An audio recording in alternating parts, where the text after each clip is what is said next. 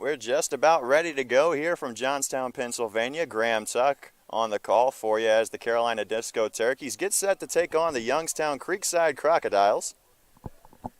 And this is the second game of the week for both of these teams, who come into the contest with a record of 0-1, both of them do. Both teams lost their contest yesterday. Carolina fell 12-3 to the Maryland State Crab Fest All-American, and Youngstown, the Creekside Crocodiles, they ended up losing their lead in the 7th to the Brooklyn Cougars. They led 3-0 heading into the 7th inning, and then Brooklyn jumped all over the Youngstown bullpen and came away with a final score of 7-4. So as mentioned in the pregame show, which I believe got cut short due to some connection issues, but as mentioned, the loser of this competition will, for all intents and purposes, be eliminated from contention for the quarterfinal round on Thursday, which is where the teams will transition from round-robin play to single elimination. And that is the goal for all of these teams, is to be in the top two of their group as you head to that group stage, or to the knockout stage, I should say. We'll show you the groups again one more time. Carolina is in 4th in Pool C as we stand today, due to the Crocs holding the tiebreaker as of right now, which, without a head-to-head game between the two teams, the tiebreaker between them would be runs allowed. Youngstown allowed 7, Carolina allowed 12, so Youngstown would have the tiebreaker as of right now. Brooklyn does not have the tiebreaker against Maryland State, because Maryland State allowed 3 yesterday and Brooklyn allowed 4. So right now Maryland State has the first seed in Pool C. Carolina sits in 4th, but they could jump up with a win here today. The starting pitcher out there getting warmed up for Youngstown, it is Colton Banfy, number 9 in white, who makes his trip to the mound. He also made a bullpen relief appearance for the Crocs yesterday in their game against Brooklyn. And Brooklyn is currently playing Maryland State. That game's soon to get underway, and we'll give you updates as they become available. But for now, we're ready to get started here, and it's Dion Tubbs set to lead things off for Carolina. Carolina, the road team for today's game, as well as tomorrow's contest against Brooklyn. Here's the first pitch from Banfy to Tubbs, and he'll take it over the heart of the plate for a called strike 1. Dion would be the first to tell you yesterday he did not have his best game at the plate. Didn't record a hit, struck out a couple times. That one will be grounded to first, and that one looked like it went foul, but they'll say it stayed fair, and it is a ground out to first base to start the game. Quick out number 1 for Carolina.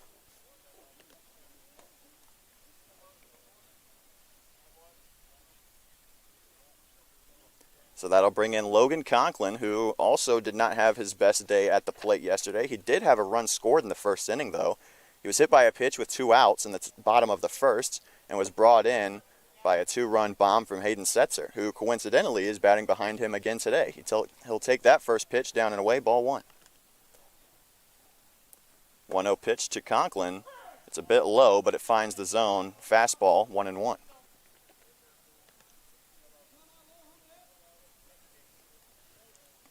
Here's a 1-1 pitch to Conklin. He'll swing on it, foul it to the right side, out of play, and there's 2 strikes on the Disco Turkey shortstop today. Played behind the plate yesterday. He's moved to the shortstop position.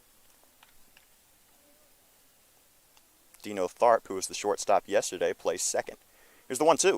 Grounded to the left side. This one is going to be a tough play. A sliding stop by the Crocs shortstop, and that'll be an infield single for Logan Conklin. It looked like the shortstop for Creekside and Youngstown, Travis Harvey, just lost his footing, ranging to his right and having to move back across his body to make the throw to first. So again, a 1-out base runner for Carolina. Hayden Setzer steps in now. Had 1 hit yesterday. It was a home run in the first inning. Here's the first pitch. In the dirt, ball 1.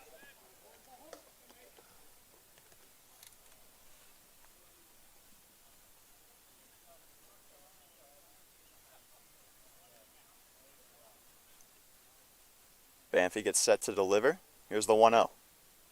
That one is fouled off of the backstop, which looms over home plate. Pretty much anything with a launch angle more than 90 degrees is going to be caught by that metal up there. So that foul ball will make it a 1-1 count now to Setzer, who plays in left field today after playing at first yesterday. A lot of defensive changes for Carolina today. Here's the 1-1. Swung on into right. This one's going to fall for a base hit. Logan Conklin being waved around to third. The throw won't be in time. It'll be cut off. And now runners on the corners with one out following two solid base hits. That one courtesy of Hayden Setzer. And that's exactly the kind of stuff that Carolina has needed in this tournament. Last night, they had a good team outing at the nightcap of the day's games between Youngstown and New Brunswick. A lot of support from the Youngstown natives, and it was a great time for the team to just bond together a little bit more, got their mojo back, and now Chase Locklear set to take his first hacks.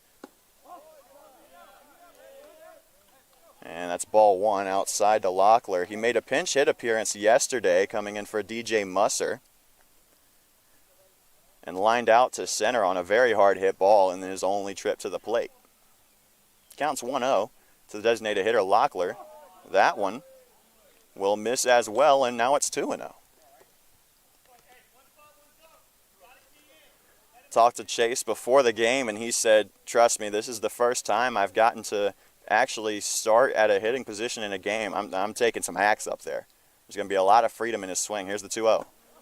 And you got to give him the pitch to hit first. It's 3-0 now. And for a guy who hasn't taken regular at-bats since his freshman year of college, that is a very, very disciplined first plate appearance for number 28 in blue. It's a 3-0 count. Setzer's off and running. That one's strike one called. Setzer is safe at second, and Conklin's going to run in on the throw. 1-0 Disco Turkeys in the top of the first. That's exactly how they wanted to start this game. And I guarantee you that was a designed play all the way, where Locklear was automatically taking in the 3-0. So you steal second.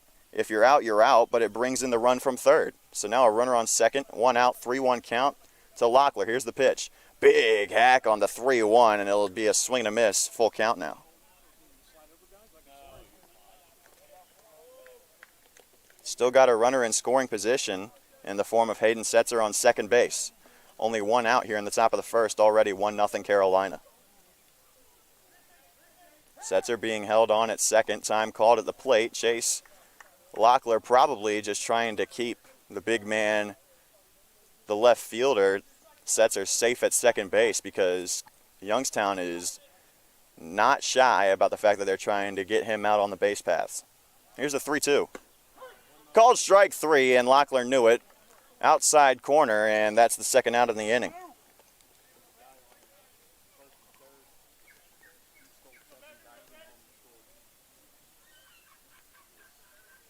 So now there's two outs for Bryson Beber, who is playing first base today, his normal position, after he played second base yesterday for the first time in his career. Runner still on second with two outs. Here's the first pitch. Swung on and missed by Beber, and he's behind 0-1. 16 pitches now for Banfi.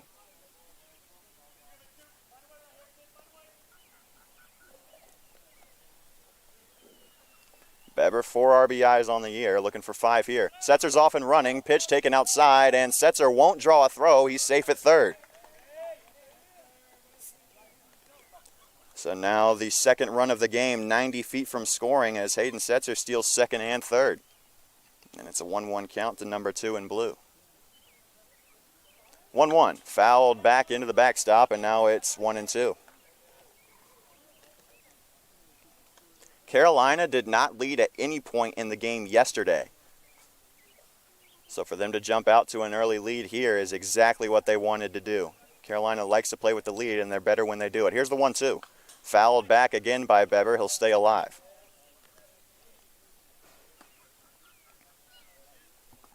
It's a nice sunny day out here in Johnstown, Pennsylvania. Had some poor weather on Sunday when we arrived, but since then it's been sunshine and clear skies. And an off-speed pitch will be swung on and missed by Beber for out number 3. So 2 strikeouts in the inning for Banfi will help Youngstown escape with only 1 run up on the board against them, but it is 1 run brought in by a great play designed where Setzer stole second and Conklin scored from third. So we'll go to the bottom of the first, score 1-0 Carolina.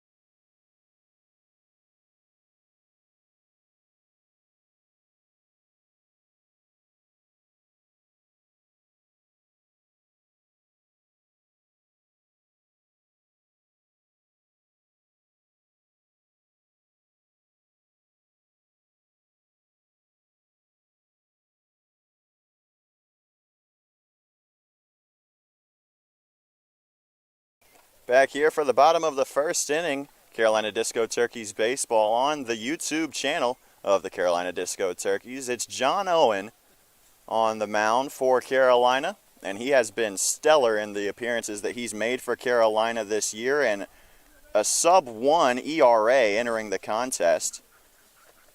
0.82 to be exact. Only 7 hits allowed all year. 11 strikeouts compared to 2 walks, and he'll start against Youngstown today. He played third base yesterday, and the first man he'll face is the center fielder Brandon Arnold. First pitch, bottom of the zone, called strike 1. Establishing that corner right away. Smart move from John. Here's the 0-1. Lined into left. This one's down the line, and it's going to land foul.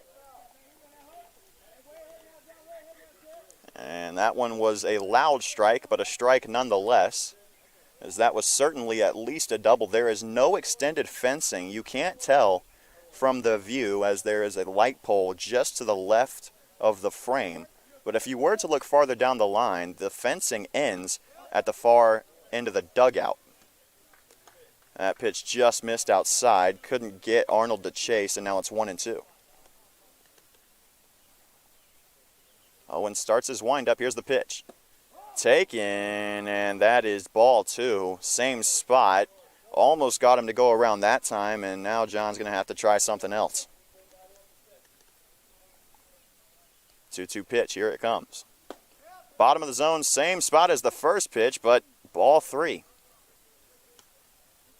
So maybe that part of the zone wasn't quite as established as Owen thought it might have been. It's a full count now. 3-2 pitch. Here it comes. And that misses ball 4. So from an 0-2 count to a leadoff walk. Only the third walk issued this year by John Owen. So it puts one runner on with nobody out for Nick Guarnieri, the Crocodiles right fielder.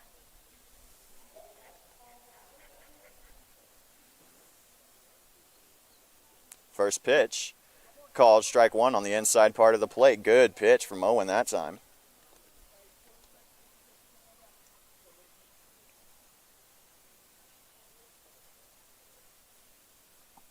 Arnold takes his lead at first, and a throw back. Not in time to get him at first. Count still 0-1 to Guarnieri. Score 1-0 Carolina.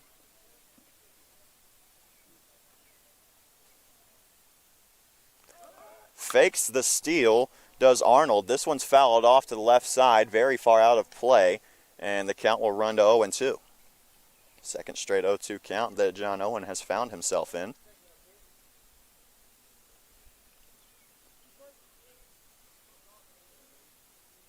Again, John Owen with a .82 ERA through his starts with Carolina this year. Here's the pitch, 0-2, it's low for ball one. And Owen early has shied away from challenging batters when they're behind in the count with pitches over the heart of the zone, and instead has opted to go for the chase pitches, and he's missed on all 5 of them so far. But when you play with a lead like Carolina is now, you can afford to do that to some extent. Here's the 1-2. Swung on and missed, and that's out number 1. First K of the day for John Owen. That's good stuff from John Owen, number 31 on the mound. He had an RBI yesterday, believe it or not. Again, got the start at third base as Carolina strapped for infielding depth. He went 0 for 3 with a strikeout, a ground out, and a line out. But the ground out brought in Dane Stewart to score in the 5th inning. It was the last run that Carolina would score in the contest. Coleman Stauffer, the catcher, fouls off the first pitch from Owen, and it's 0-1.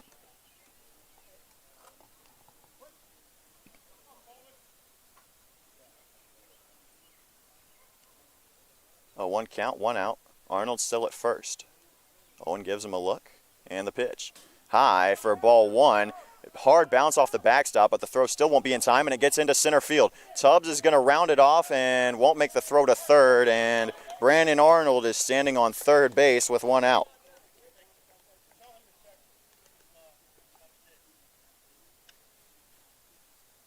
And we're having an appeal to check the baseball. And the umpire is going to throw it off. Wow, I can safely say I've never seen that before. Well, the count's 1-1 to Stauffer, and now, instead of a runner on first and 1 out, there's a runner on third. 1-1 count. Here's the pitch from Owen. Outside corner, ball 2. Owen up to 13 pitches now.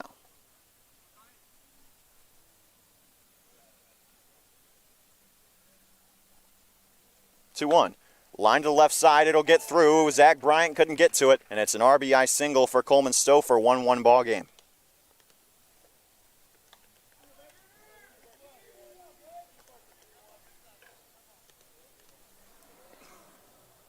First hit of the ball game for Creekside and Youngstown. On the year for John Owen, that is only the 2nd earned run that he's allowed. He's right back to it, though, against the cleanup man Grant Williams. It's called strike 1. He is targeting the zone early and often in these plate appearances. Here's the 0-1. Grounded to the left side, but that one will be foul as well, and now it's 0-2 again.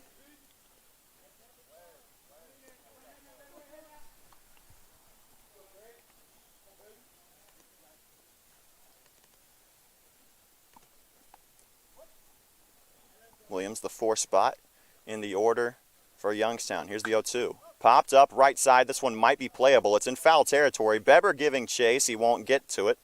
And the count will stay 0-2.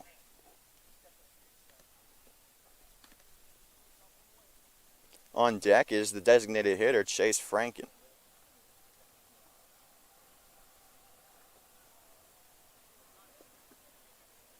No 2 count, 1 out, and a runner on first.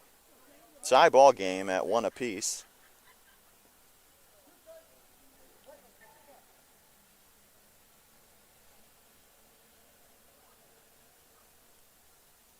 Oh, 2 pitch, here it is. Line to the left side, this one's going to get through as well in the 5-6 hole.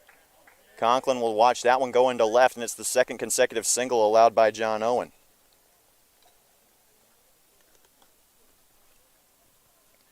It'll move Stauffer to 2nd. And with 1 out and a runner in scoring position, it'll bring in the designated hitter. And something of importance to note here is that Carolina, not only do they need to win, but they need to win in a low-scoring ball game. That's why you have John Owen on the mound. They need to limit their runs allowed. That's a heater on the outside part of the plate. Great pitch from Owen. It's 0-1. This next pitch from Owen will be his 20th.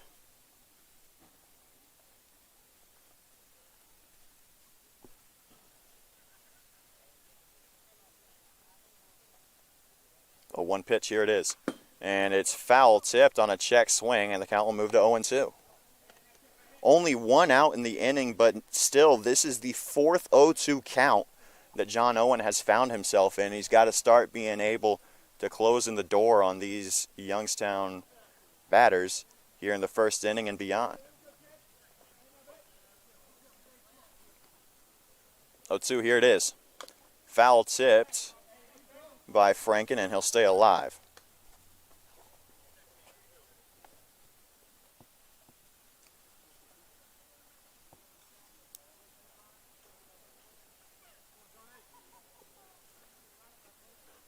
Conklin playing double depth at shortstop. Tharp, same deal at second. 0-2. Low for ball 1. And this Creekside team is not chasing on these 0-2 pitches whatsoever. They're reading Owen like a book right now.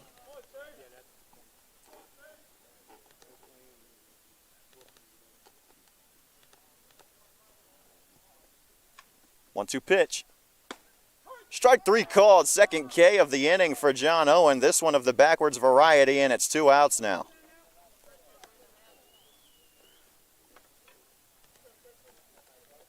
And that's good stuff from John Owen, not a doubt about it. That's what he excels at. It'll bring in the 6th hitter, Christian Gabriel, the 3rd baseman.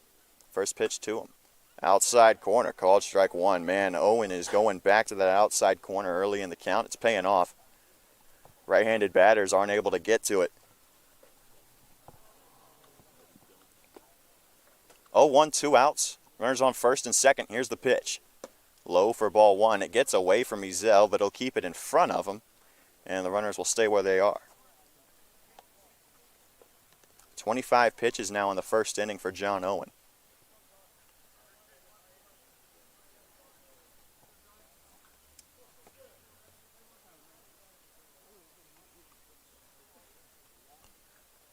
One, and taken just a bit farther outside than the first pitch of the inning, and it's ball 2, 2-1. Dom Stiliana, the left fielder, is on deck, followed by Anthony Laird, the second baseman, should Gabriel reach base. Here's the 2-1. Foul tipped into the mid of Ezell, and the count's now 2-2.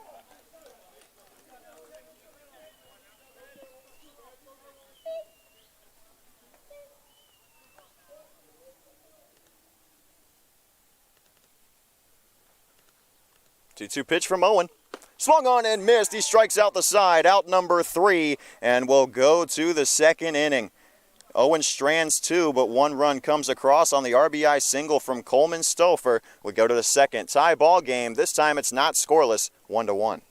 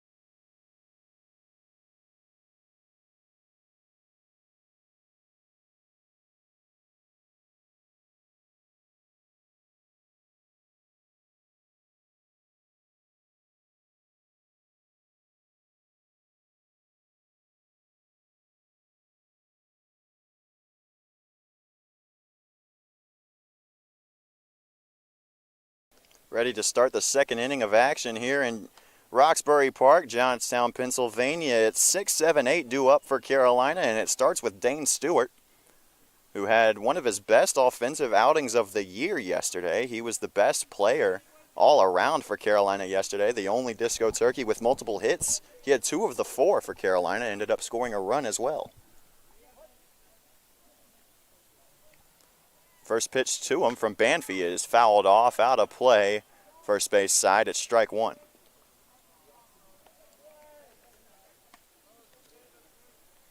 Both teams scoring 1 in the first inning. Carolina, this is the second consecutive game they've found themselves in a tie ball game entering the second without the score being 0-0. Here's the 0-1 to Stewart. Good take on an off-speed pitch in the dirt. It's 1-1.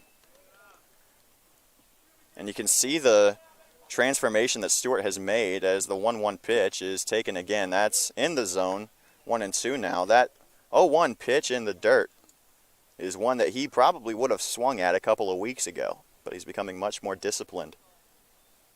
Here's the 1-2. That one's also in the dirt, 2-2 now.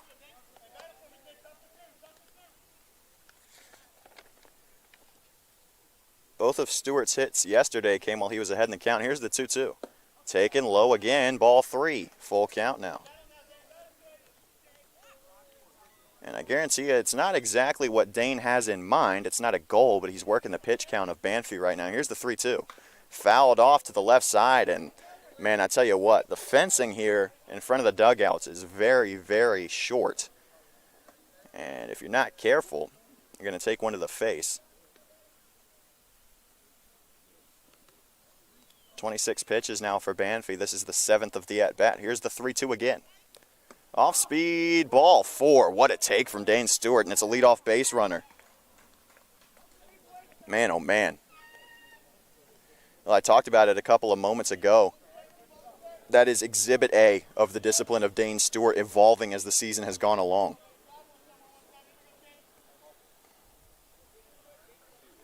So in steps Dino Tharp, who did not have the best day at the plate yesterday, but you know what he can do. He went 0 for 4, 3 groundouts, one of them was a double play, and a strikeout. Stewart on first, nobody out. Here's the pitch. Stewart's off and running, and the throw in time, the tag, they got him.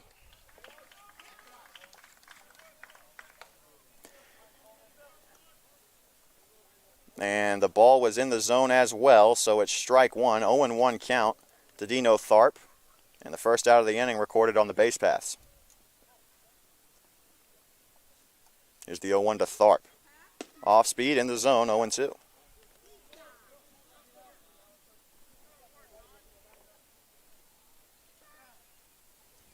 Oh, 2 to Dino, here it is. Taken low and away, ball 1. 30 pitches now for Banfi.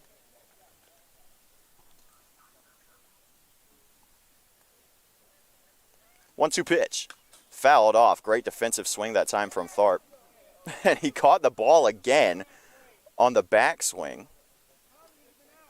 It went off his bat, off the metal, into the dirt, then bounced up and hit his bat again.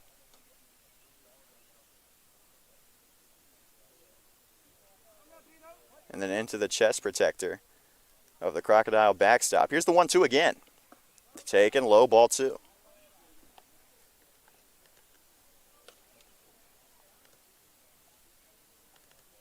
Again, this game of the utmost importance for both of these two teams. The loser will be eliminated from quarterfinal contention. 2-2, taken away again, 3-2 now.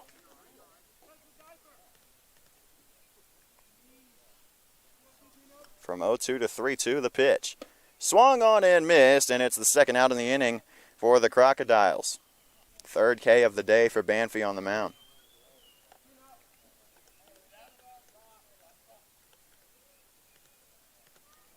So with 2 outs, in steps Zach Bryant, the third baseman, and usually a relief pitcher. And the first pitch he sees will be outside for ball 1. Third base has been the position of interest. Yesterday it was John Owen. Today it's Bryant. 1-0 pitch. Good swing to the left side. Tough play on a hop. Picked up. And the throw to first in time for out number 3. So the Disco Turkeys go down in order after Dane Stewart draws a leadoff walk and gets caught stealing second We'll go to the bottom of the second the same way we started the top. It's 1-1 here in Johnstown.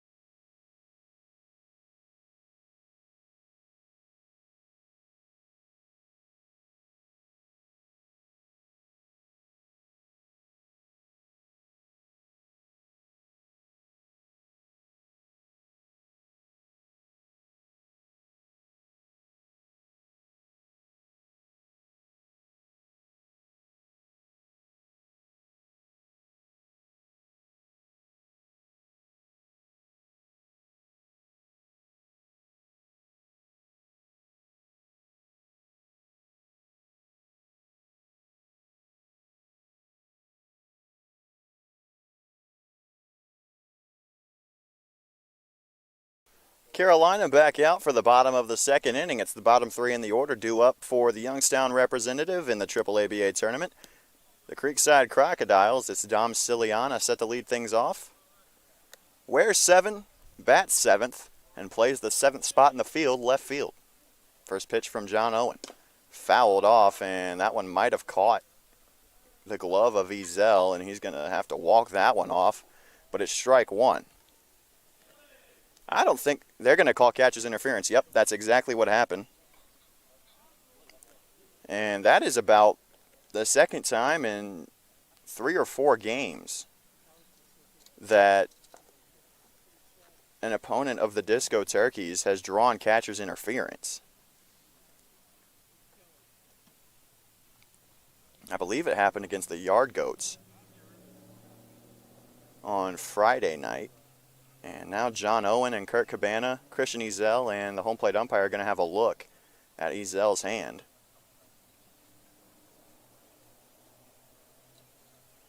And Ezell's going back into his crouch, so he won't leave the game quite yet. The only other natural position player that is not in the lineup for Carolina is DJ Musser, who started as the designated hitter yesterday. So if Ezell were to have to leave the game, you've got to imagine that Conklin would go behind the plate, Tharp would return to short, Beber would move over, and Musser would come in at first. But fortunately, Ezell's ready to go, and in steps Anthony Laird. The Crocodiles' second baseman set to take his first hacks. Here's the first pitch. Fouled off, and it's 0-1.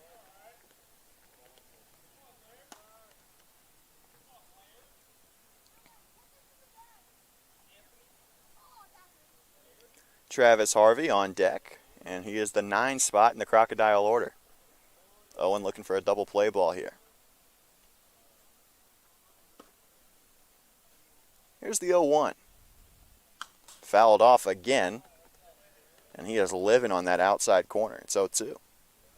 30 pitches now for Owen. I want to be candid with you here as we get to an 0-2 count. We've had some connection issues in Johnstown, so if the feed is to be interrupted at any point in time, make sure you have your notifications on if we were to go live again. But if not, the game will be uploaded in its entirety after the fact. A good move from Owen over to first is almost in time to pick off Dom Ciliana. But no luck. It was very close, but count still 0-2, and he still stands on first. But again, make sure that you check YouTube after another move over. Make sure you check YouTube after the game so that you can see the entire game uploaded. If you want to watch it from the start of the pregame show to when we hit stop. Here's the 0-2. Ball high, and it's 1-2. And that's what we had to do yesterday, as the feed was interrupted multiple times, but we kept the recording going. So if you check YouTube after the game, you missed any part of it, and I know for a fact that you missed some of it while we weren't live. Everything from the first pitch to the final out is part of that recording. Here's the 1-2. Line to the right side. That one's going to get through. Weber couldn't get to it. Stewart will cut it off in right. He'll have a little bit of trouble handling it, and Stiliana was held up at second, fortunately for Carolina. And that is a solid base hit for Laird, and it puts runners on first and second. Still nobody out. Opposite field. And Travis Harvey, the number 9 hitter, will step in.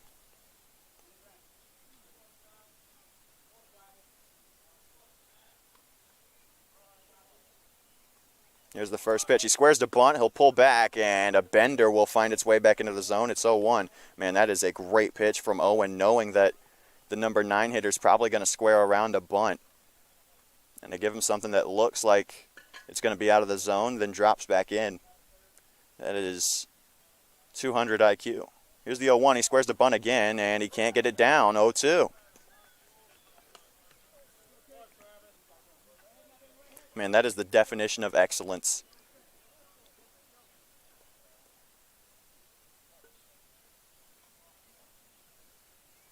Oh-2 count, nobody out, runners on first and second. Zach Bryant plays in at third base. Here's the 0-2, it's fouled off. The count will stay 0-2. Score still 1-1 here, bottom of the second inning. Creekside Crocs and the Carolina Disco Turkeys, both teams 0-1 in pool play. Here at Roxbury Park in Johnstown, Pennsylvania. Here's the 0-2 again. Ran in on him, ball 1.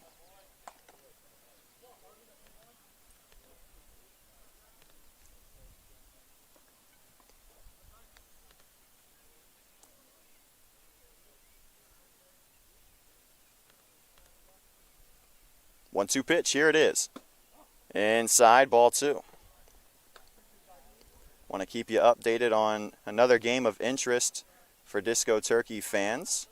Maryland State is up 4-0 on the Brooklyn Cougars in the second inning, and that is good for Carolina. They need Maryland State to win out so that tomorrow's game, if Carolina wins, as the 2-2 pitch is lined to the right side, fly ball. This one might drop fair. Stewart's going to catch it in foul territory, but the runners will tag. Throw to second, not in time. So Harvey does his job with a fly out to right field. It'll move both runners into scoring position now, and there's only one out. And now to the top of the order we go. But as I was saying, Carolina needs for Maryland State to go 3-0 in pool play, because they won't have the tiebreaker against Maryland State no matter what. So if Carolina were to win today, Maryland State wins today, that would mean that Carolina and Brooklyn play tomorrow in a game where both teams are 1-1, and the winner takes all. First pitch to the leadoff man, Brandon Arnold, bottom of the zone, called strike 1. John Owen left a runner in scoring position last inning. He's already stranded 2. See if he can strand 2 more. Here's the 0-1. Outside corner, and it's called strike 2. That is a perfect spot from John Owen.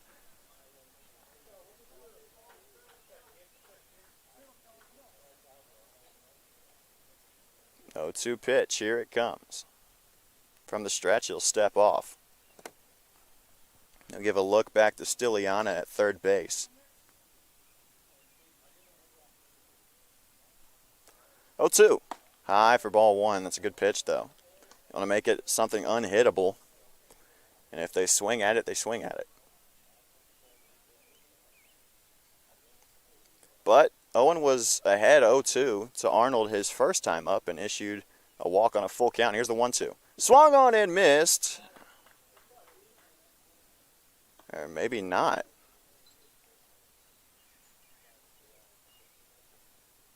My only guess is that Ezell dropped that ball. So the count stays 1-2.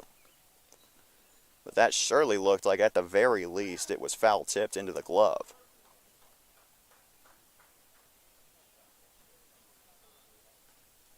But judging on the fact that nobody on the field or in the dugout for Carolina had any exception to that call, I'm going to assume that it was the right one.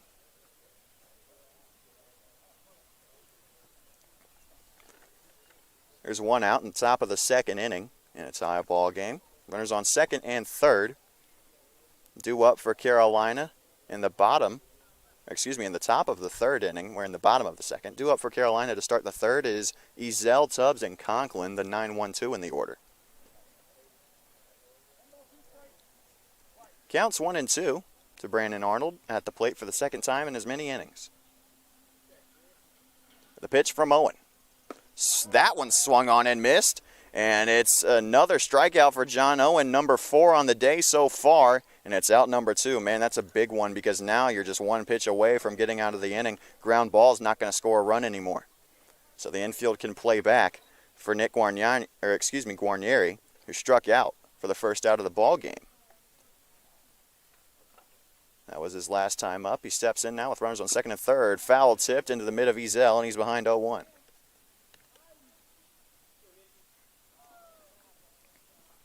John Owen with 4 Ks through 1 2/3. Here's the 0-1. Another swing and a miss from Guarnieri, and he's in a hole. 0-2 is the count now.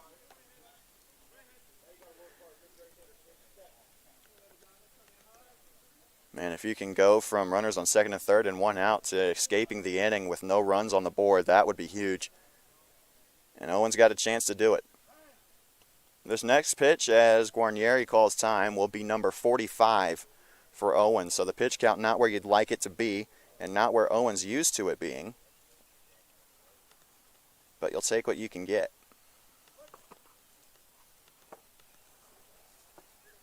Oh, 2 count. Here's the pitch. Outside corner called strike 3. Got him looking. John Owen with his 5th strikeout of the ball game. 2nd straight in the inning. And we're going to go to the third. He strands 2 in scoring position, and the score is still 1-1 as we head to the third inning of play.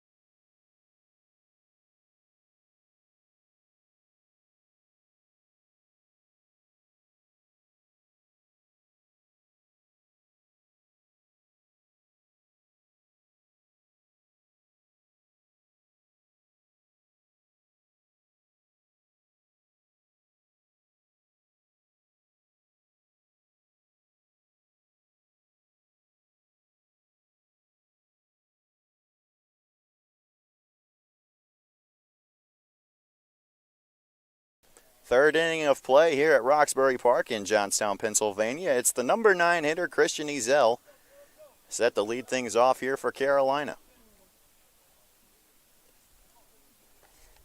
Ezell had a heck of a game in left field yesterday in a position that he's not really used to playing, but he went 0 for 3 at the plate. First pitch he sees is outside for ball 1. Good take on that slider from Banfi.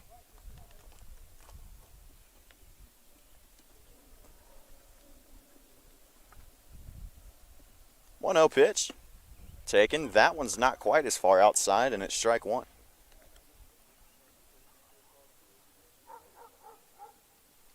Ezell's been in a bit of a slump at the plate lately, but he's looking to break out of it now. That's a home run swing right there, and it's 1-2.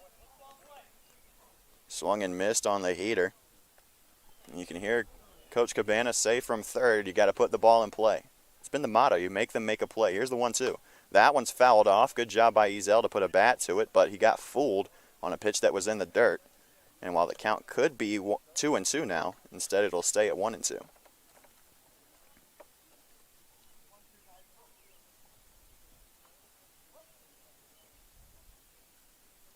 1-2 pitch again. That one's grounded hard to the left side. It'll be picked up by the shortstop, Harvey. The throw not in time, and Ezell beats it out. It's an infield single to lead off the inning. And that'll get the dugout fired up, if anything will. That is the second infield single of the game for Carolina. And it means that there is a runner on with nobody out for Dane Tubbs.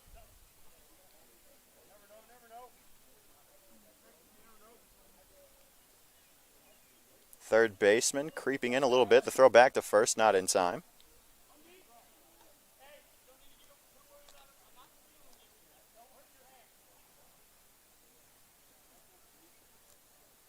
Gabriel playing in at third base. Tubbs squares to bunt. He'll pull back. That pitch was a little low, but it's called strike one to Tubbs.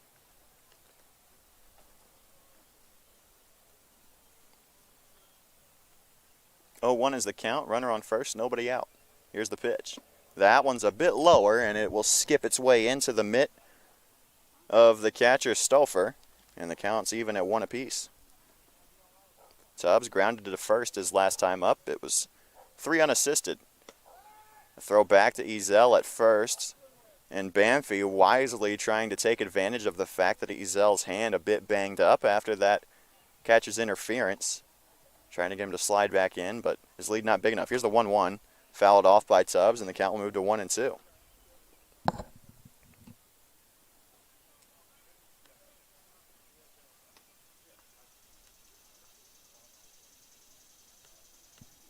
Tie ball game, 1 apiece here in the top of the third.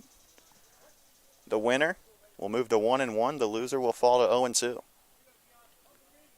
1-2 pitch. In the dirt, 2-2 now.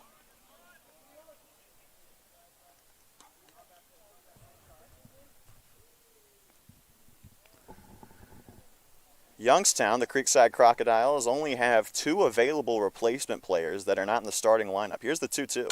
Lined into right. This one might drop, it might not. It'll be caught in right field by Guarnieri for out number 1. And Ezell will have to stay at first, but that was a very solid piece of contact from Dane Tubbs, but it's out number 1.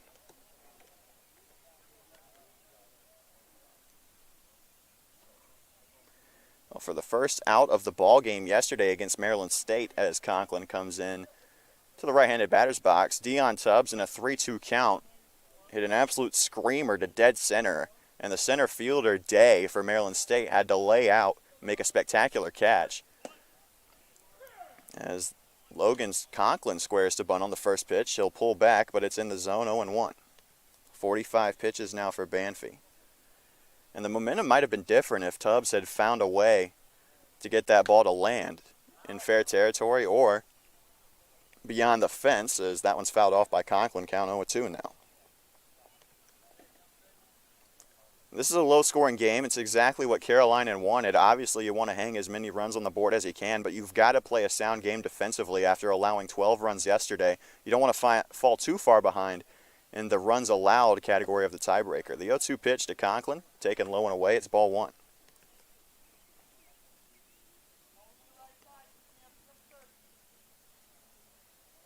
Ezell on first. He's got to be running on contact. Here's the 1-2. Fouled off by Conklin. He'll stay alive again. Conklin had a rough go of things yesterday, especially at the plate. He was hit by a pitch in the first inning and then went 0 for 3 beyond that. 2 strikeouts and a ground out.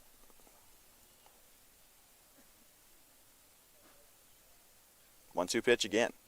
That one's popped up right side. Might be a tough play. Williams settling underneath it, and he'll make the catch for out number 2 in fair territory.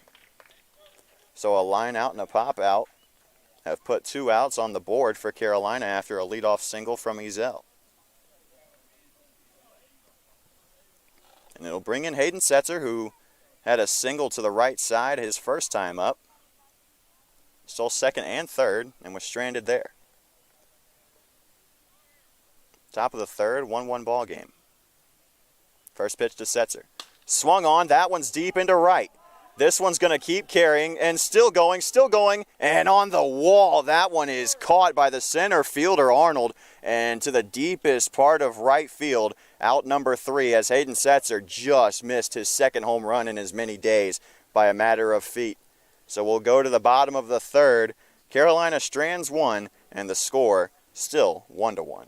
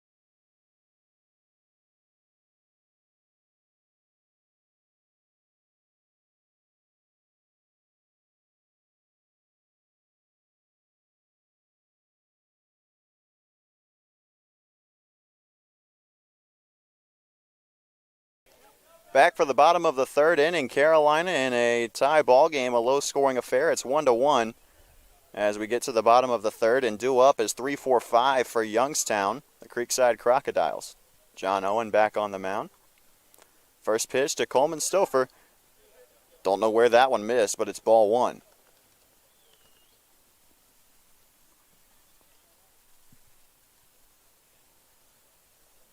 Stouffer singled his last time up, and that one is in the gap. That one's going to drop as well. Stouffer 2 for 2.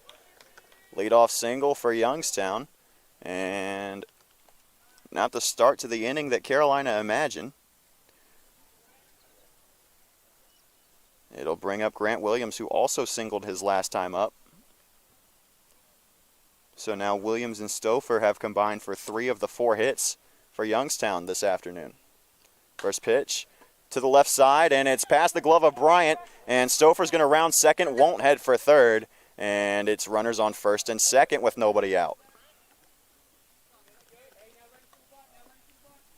This is the most hits that John Owen has allowed in an outing all year long.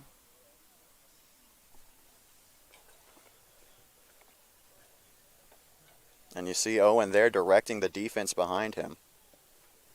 It brings in Chase Franken, struck out looking in the first inning for out number 2, and then Gabriel, who's on deck, struck out swinging for out number 3. He squares the bunt, first pitch, he'll pull it back, and it's just high for ball 1. This next pitch will be number 50 for Owen.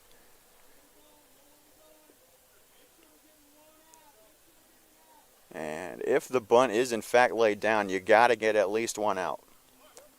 He squares the bunt. That's a perfect bunt. Left side, Ezell will throw to first in time for out number 1.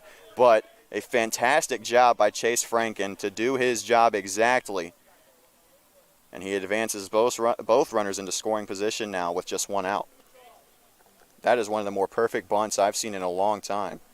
And as co-game day staff member Jake Coyle will tell you, I'm no stranger to some solid bunts in my career.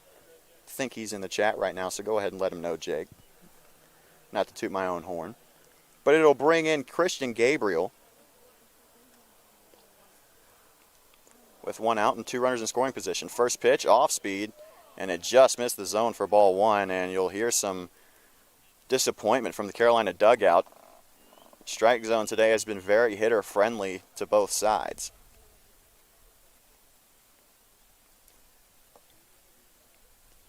One 0 pitch, here it is.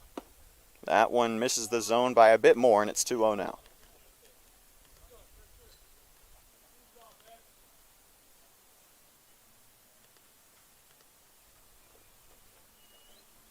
Balk here wouldn't be the worst thing in the world, but it's 2-0. Here it is. That one's in the zone, called strike 1. 2-1 is the count to Christian Gabriel. Again, he struck out his first time up with runners on second and first. This time it's second and third. 2-1. Fouled back, strike 2.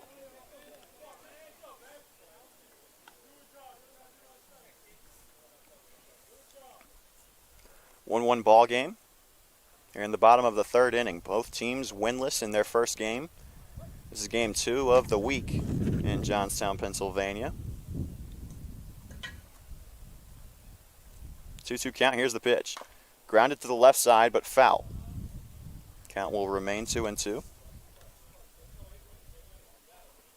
55 pitches now for Owen. Through 2 1/3. Corners, Pepper and Bryant are playing in. Williams on second, Stouffer on third. Here's the 2-2. To the left side, this should bring in a run, at least one. It's through. Conklin off his glove. This one's going to score 2. It's a 2 RBI single for Christian Gabriel. 3-1 ball game now, and that one hurts. Still just 1 out in the inning.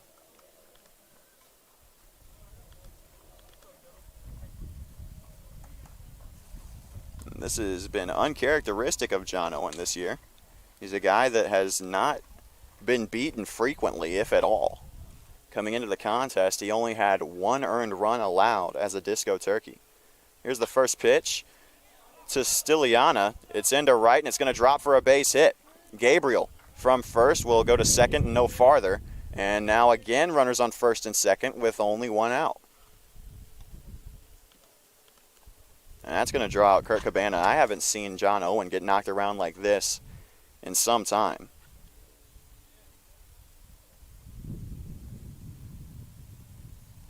And unlike yesterday, the defense is making plays for the most part.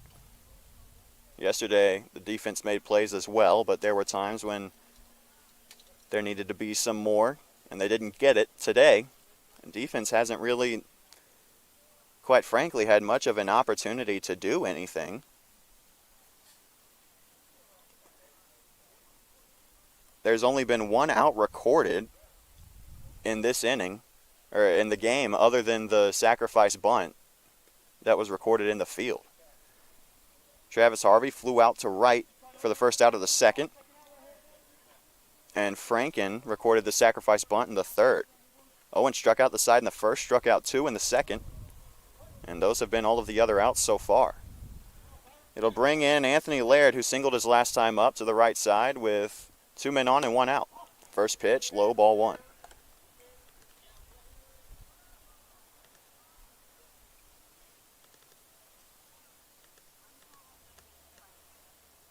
Owen from the stretch, here he goes. That one's to the left side, directly at Conklin. He didn't even have to move, and it's out number 2. That's a big second out now, and it's a momentum stopper of some sorts, at least, for Youngstown. It'll bring in the number 9 hitter, Travis Harvey. He was the first out of inning number 2. Carolina would like to make him the last out of inning number 3. This will be pitch number 60 for Owen. That one's in the air to center. Tubbs racing in, and he will make the catch. Wow, oh my goodness, that is a lack of communication. And both Stewart and Tubbs collided into each other. Very, very fortunate that one of them hung onto the ball. I didn't even see which one came down with it. I think the call was that Tubbs made the catch. But nevertheless, Carolina is lucky to say the least that did not result in something far worse. But Youngstown hangs 2 in the third frame, and we will go to the top of the 4th inning. They've taken the lead. It's now 3-1 Crocs.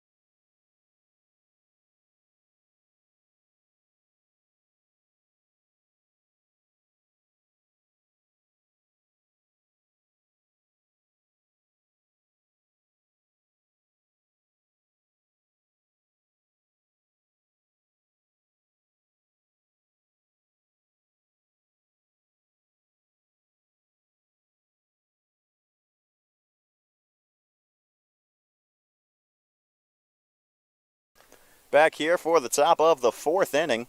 Carolina 4-5-6 due up, and it starts with Chase Locklear. They have trailed for the first time today now. They are behind 3-1. They trailed for the entire game yesterday.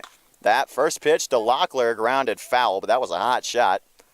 Didn't really get a chance to take any hacks in his first trip up. He struck out looking for out number 2 of the first inning. He's behind 0-1 here.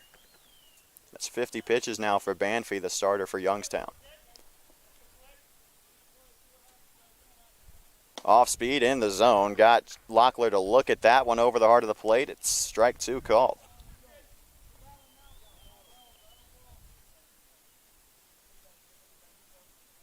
Oh, 2 count to the Disco Turkey DH. Here's the pitch. Grounded to the left side. This one will also be foul. And a good job by Locklear to stay alive. Well, Locklear called his own shot, so to speak, before the game. He was talking to me. He said, I'm going 2 for 4 today. Well, he's 0 for 1 now, so that progress has got to start here if he wants to have a chance to make that one happen. Here's the 0-2.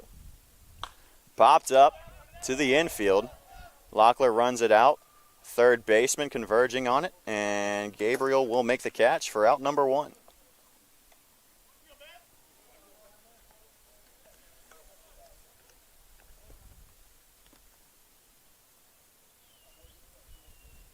It'll bring in Bryson Beber, who struck out to end the first. This is his second trip up to the plate with 1 out. Here's the first pitch to him.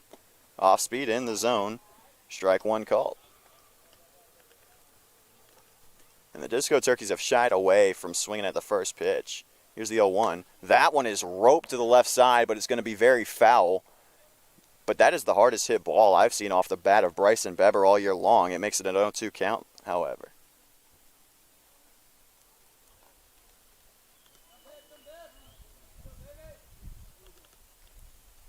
0-2. That one's low for ball 1. Good take from Beber on that one. Dane Stewart on deck. Tharp behind him. Here's the 1-2. Low and away, ball 2. Carolina needs to win this game to stay alive and extend their stay in Johnstown. Here's the 2-2.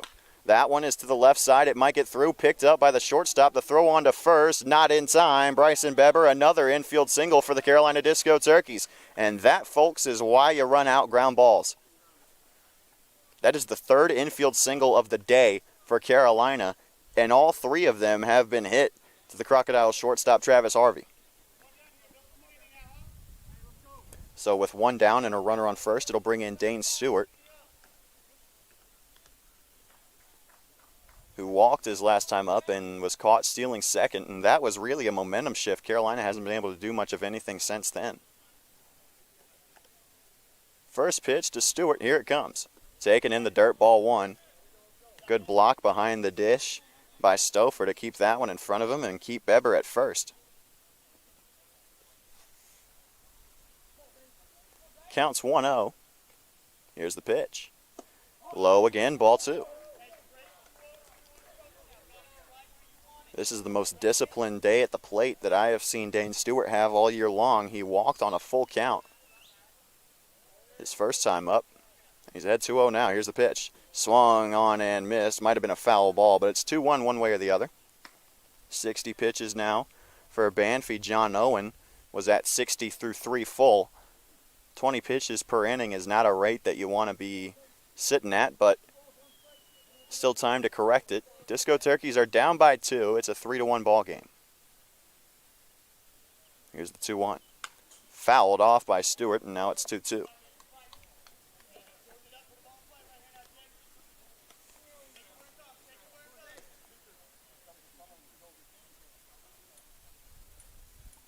Weber at first with 1 out. Dino Tharp on deck, who's 0 for 1.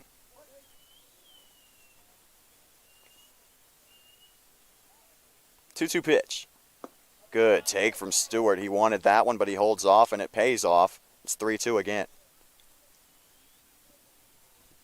Second consecutive full count that Stewart has found himself in. Big spot here. Here's the 3-2. Low for ball 4. Second walk that Stewart has drawn today, and it puts a runner in scoring position with 1 out for Dino Tharp.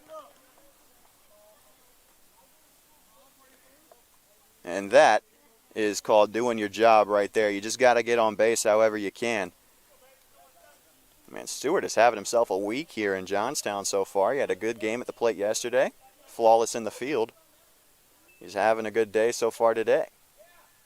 Dino Tharp, first pitch. In the dirt, it gets away, and both runners will go. Now it's 2 runners in scoring position. And Tharp grimaced a little bit after that pitch. But he's ahead of 1-0, and now runners on second and third with only 1 out. Ground ball is going to score a run. Just got to put a ball in play here. Here's the 1-0. To the right side, but foul. That one was very well hit, but also very well out of play. Count even at 1.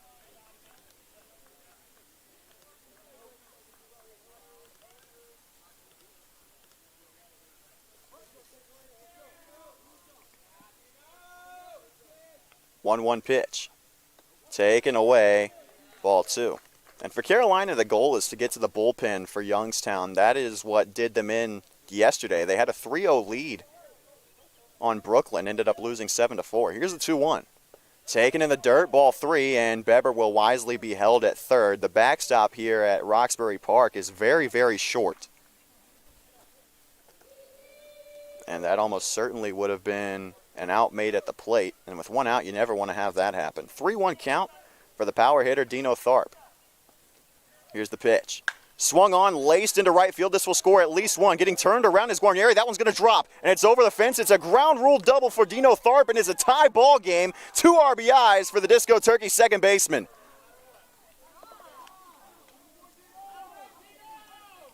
Doing your job to a T for Carolina. After Locklear popped out for the first out of the inning, 3 consecutive Disco Turkeys reach base. Weber via the single, Stewart via the walk, and now a 2 RBI ground rule double for Dino Tharp. That is awesome stuff from Dino, and he was challenged by Kurt Cabana coming into the game because Tharp is a natural left side of the infield guy. He got moved to second base. Didn't have a great day at the plate yesterday.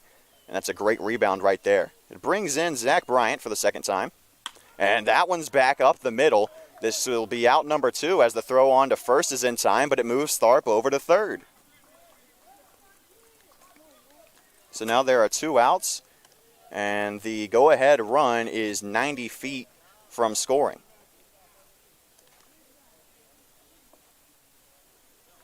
This next pitch, it'll be to Christian Ezell, who is up for the second time in as many innings. Singled his last time up. It was an infield single to the shortstop position. This next pitch will be number 70. So both starters getting up there in terms of the pitch count. RBI chance for Ezell. Here's the first pitch. Swung on and a good swing. Fouls it back into the backstop. It's 0-1.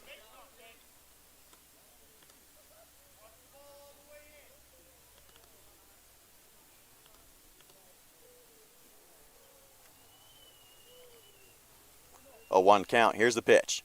Swung on high and deep into right. Guarnieri is underneath it.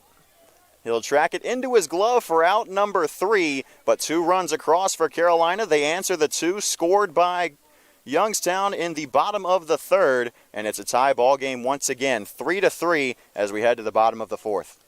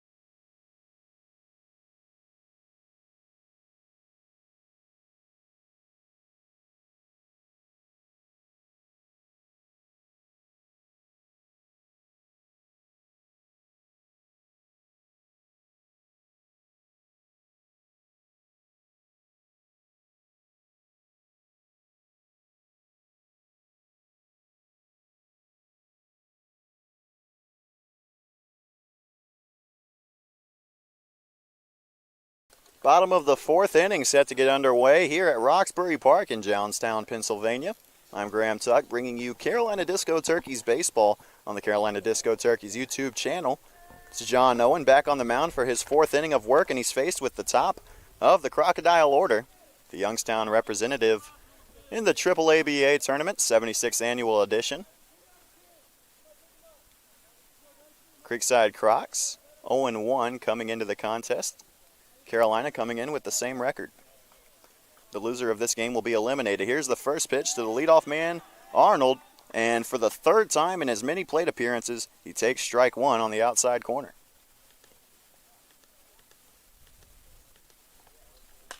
That one's grounded to the left side. Conklin will pick it up at short. Throw on to first. Not in time. A good stretch from Beber. Got the ball out of the dirt, but the speedy Arnold able to beat it out for an infield single.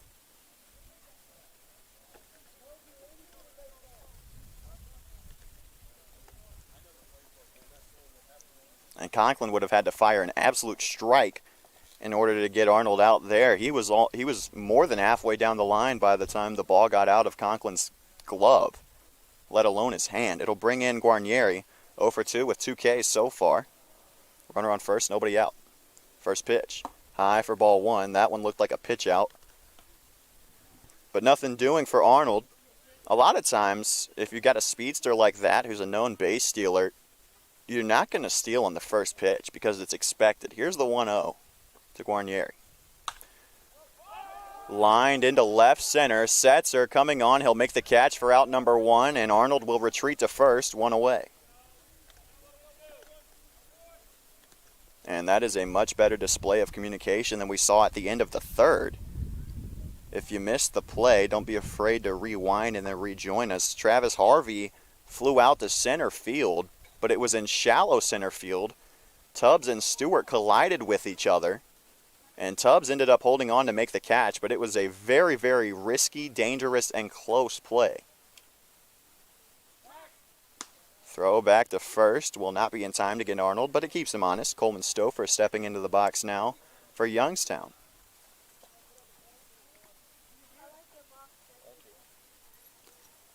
That pitch is foul tipped into the mid of Ezell. It's 0-1.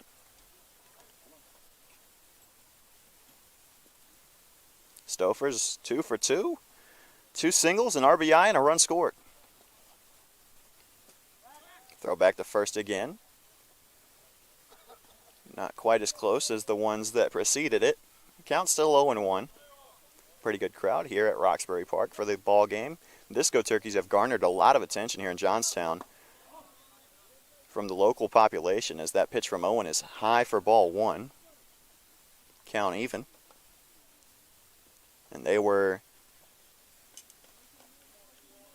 the most popular team last night at the parade and the game between New Brunswick and Johnstown. Another fake steal from Arnold. That one's popped up by Sofer right side. Beber underneath it. He'll hold on, make the catch for out number 2. 2 quick outs from Owen, and this inning will do a lot more for your pitch count than the previous 3.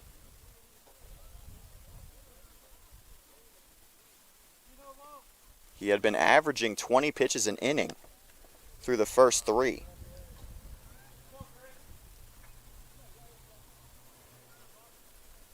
And only 7 needed to record the first 2 outs of the 4th. It'll bring in the cleanup man, Grant Williams, also 2 for 2. He takes that first pitch, called strike 1. John Owen has found himself a groove. 2 down. Tharp playing deep up the middle. Here's the 0-1. That one's popped up right side. Beber's going to have to give chase in foul territory. Won't be able to make it to it, but it's strike 2. This next pitch will be number 70 for Owen here in the 4th, and Colton Banfi, the starter for Youngstown, had 71 at the end of the top of the 4th.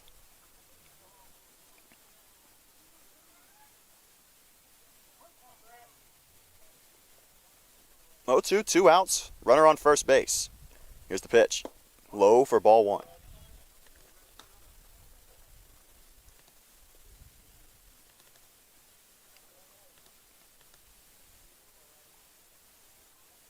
One-two count. The pitch. High in the air. It's shallow left center. Conklin won't be able to get to it. He'll barehand it and won't make the throw to third. So it's another hit allowed by John Owen, and it puts runners on the corners with 2 outs. 3 for 3 day now at the plate for Grant Williams. Man, have yourself a day, kid.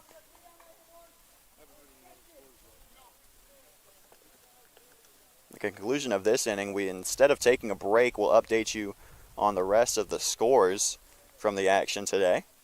We'll update you on the standings as well. But with 2 outs and runners on the corners, it'll bring in Chase Franken, the designated hitter, 0 for 1 with a strikeout and a sacrifice bunt.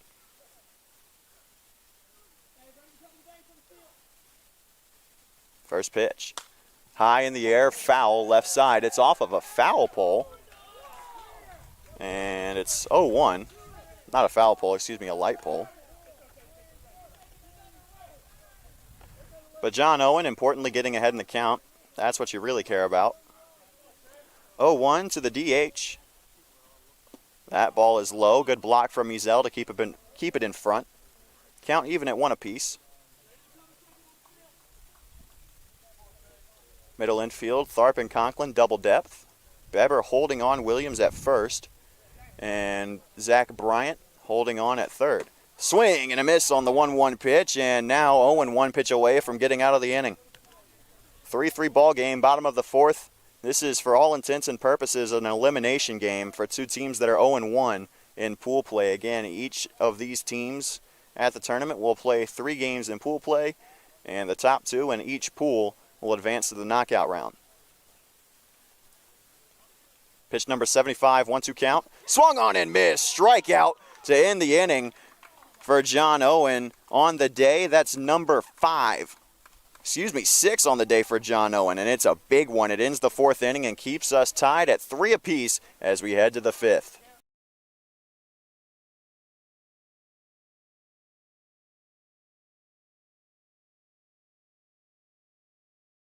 So again, as mentioned, we'll give you an update on the standings in the tournament as we head to the 5th inning. And for Carolina, due up is the top of the lineup, 1, 2, 3. And as we pull up the graphic, Pool C is the one that the Carolina Disco Turkeys are in. They are 0-1. They lost to Maryland State yesterday. That full game is available on our YouTube channel. So if you want to rewatch that one, feel free to at the conclusion of this one, but don't go anywhere yet.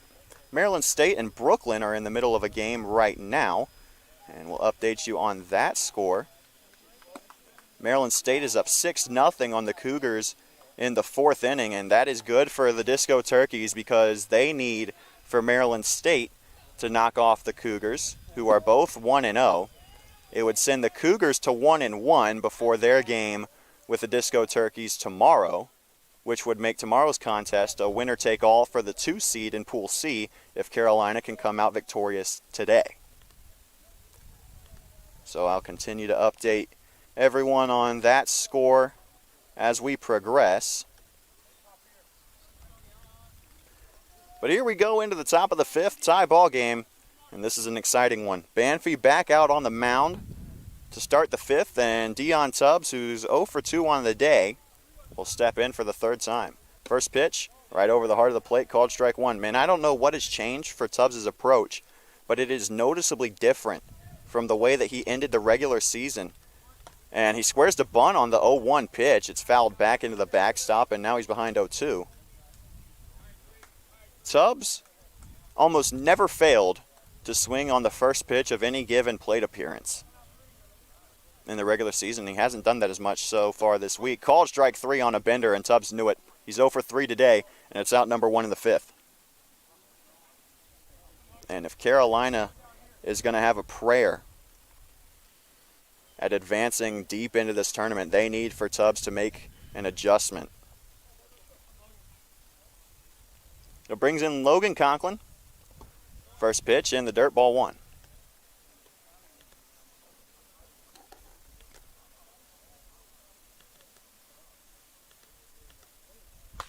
That one's lined hard to the left side on the ground, picked up by the third baseman, and the throw made in time by Gabriel for out number 2. 2 outs in the inning now, and a quick 2 outs at that. Hayden Setzer steps in. He's 1 for 2 today. Had a single in the first, 2 stolen bases in that inning, and he flew out to deep right center field in the 3rd for what was almost his 2nd home run in as many days. Takes that first pitch low for ball 1. And Setzer demolished the home run that he hit yesterday against Maryland State. 1-0 pitch, low for ball 2. And Setzer probably thought that that fly out in the 3rd inning was gone. But along the fencing in right center field, it was caught. 2-0. Off speed.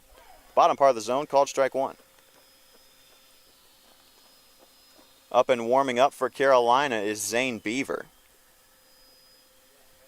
2-1 pitch. Fouled off by Setzer, and that ball broke quite a bit. It's pitch number 80 for Banffy, and it puts the count at 2-2. Want to try to avoid going 3 up, 3 down in the inning. Here's the pitch to Setzer. Lined into right center field. That's going to drop for a base hit. Solid contact for Setzer, 3rd time today, and he's aboard. 2 for 3 now, and a 2-out single for Hayden Setzer. And Setzer had been in a bit of a slump to end the regular season for Carolina, but he has certainly come alive now. Again, 2 for 3 on the day today, 2 singles, a deep fly out, and 2 stolen bases. Chase Locklear stepping in now, 0 for 2 on the day with a strikeout and a pop-up. Takes that first pitch, change up, bottom part of the zone, 0-1.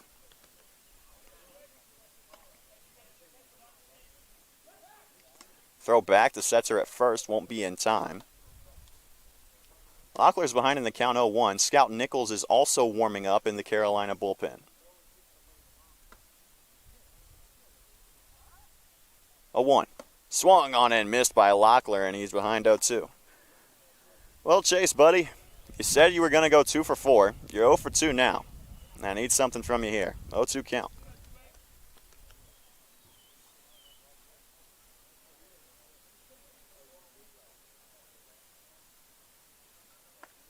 Throw back to Setzer at first. The 0-2 pitch will have to wait for just a moment.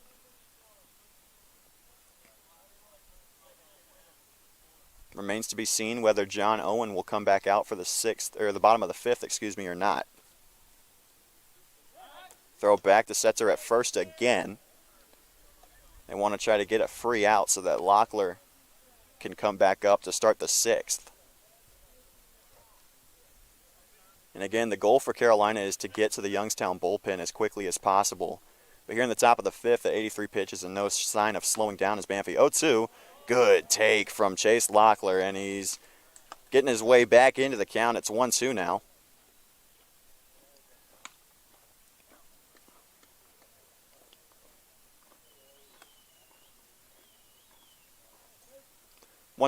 Another good take from Locklear, and Setzer didn't quite read that passed ball. Don't think he expected it to get away from the backstop Stouffer. But the count moves to 2-2. Setzer could probably be standing on second, but played it safe. So still a runner on first with 2 outs for Locklear and a 2-2 count. Time called at the plate. Locklear rocking the no batting gloves look.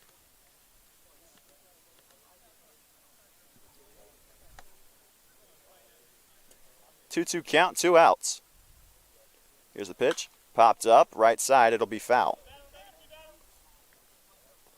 Chase Locklear has gotten himself into a battle.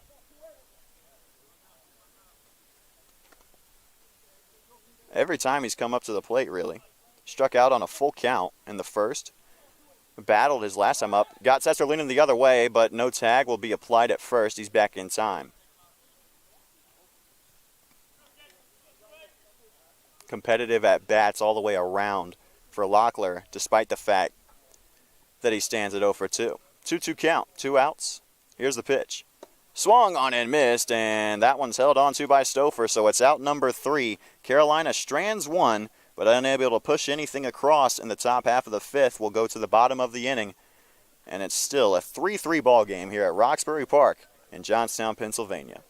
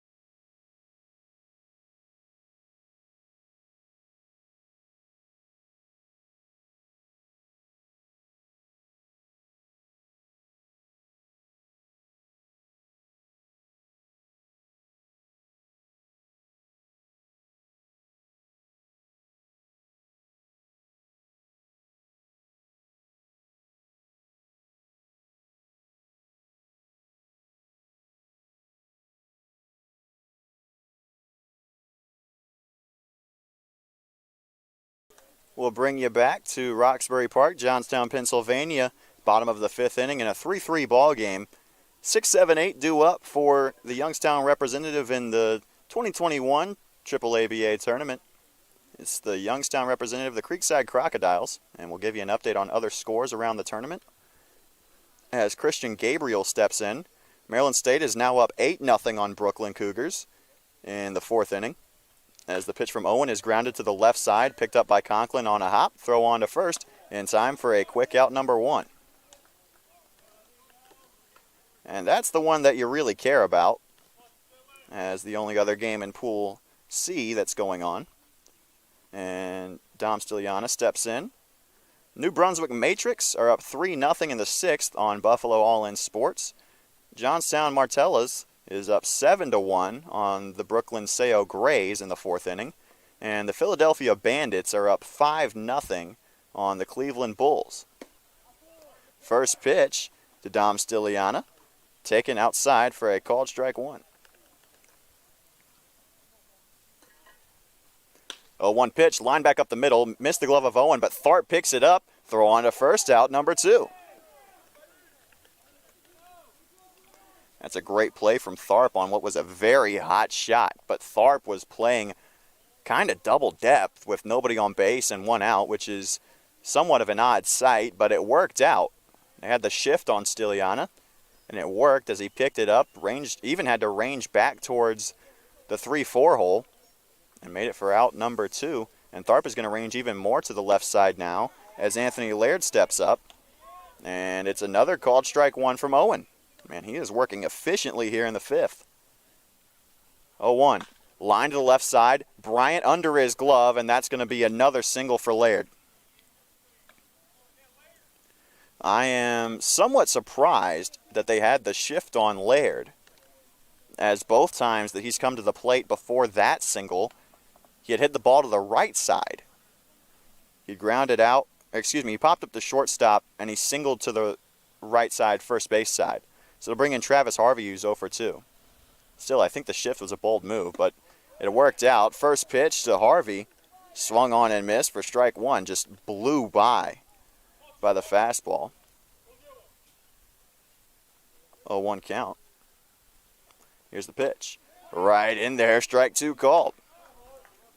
And this would be a very quick inning for John Owen if he can get through it. 0-2 count, 2 outs, runner on first. Do or die time for Carolina. Here's the 0-2. Taken low and away, ball 1, and Ezell able to snag that one out of the dirt to keep Laird at first.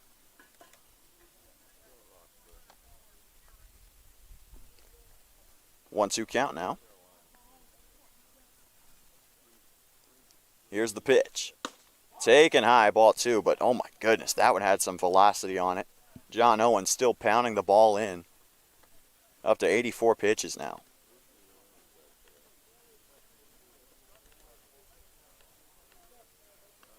This one will be 85, 2-2. Ooh, that one didn't miss by a whole lot. Great pitch from Owen. Doesn't get the call, though. Can't blame it. It's a full count now with 2 outs, so Laird will be running on the pitch.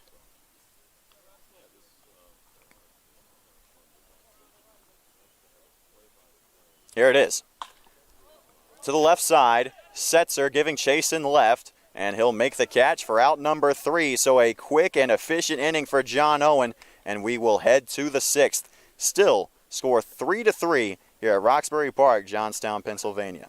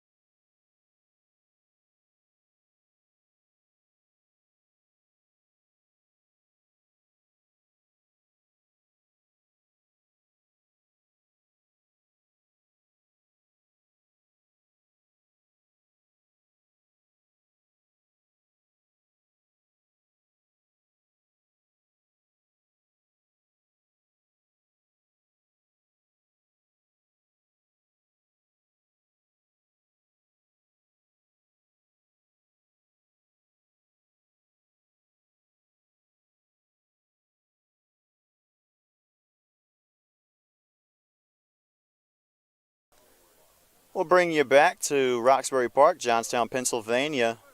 This is the only close game that's going on right now. Philadelphia 5-0 over Cleveland. Maryland State 8-0 over Brooklyn. Johnstown Martellas 10-1 over the Sale Grays of Brooklyn.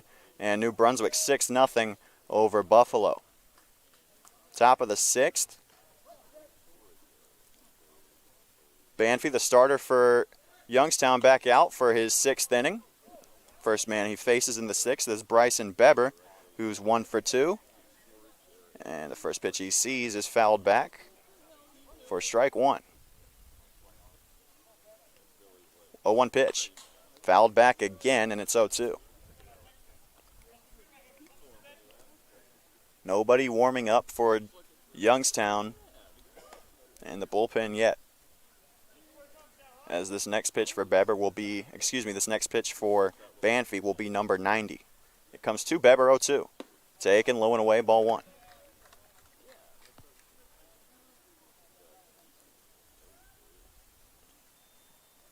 One-two pitch, here it is. Taken, low and away again, ball two.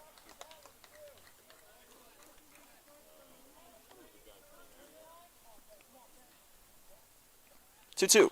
Line to left side, and that is a hot shot by Beber. It's down the line. That's going to be at least two. Rolling to the fence. Beber's rounding first, heading for second. He might go for three. He's being waved around. Bryson Beber going in, and it is a leadoff triple for Bryson Beber.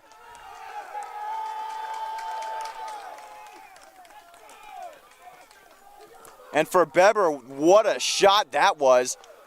That's only his second extra base hit of the year, and it comes at almost the perfect time for Carolina.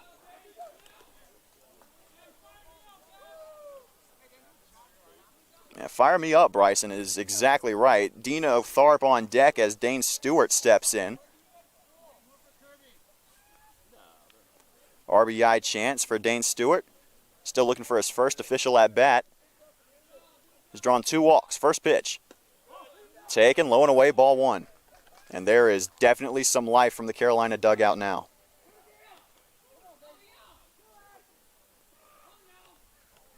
Swing and a miss from Stewart. That's a big cut. Big time hack, but it's a swing and a miss. 1-1 count now.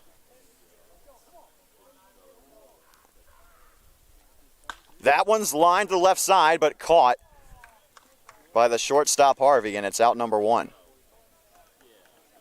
That'll kill a little bit of the momentum off because that was a hard hit ball.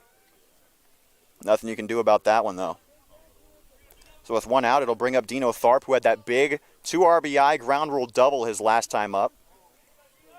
And the new look lineup for Carolina is paying off. We've gotten production from all parts of the lineup today, and that's exactly what you need. First pitch. Tharp waits on the changeup, but he'll foul it off. It's 0-1.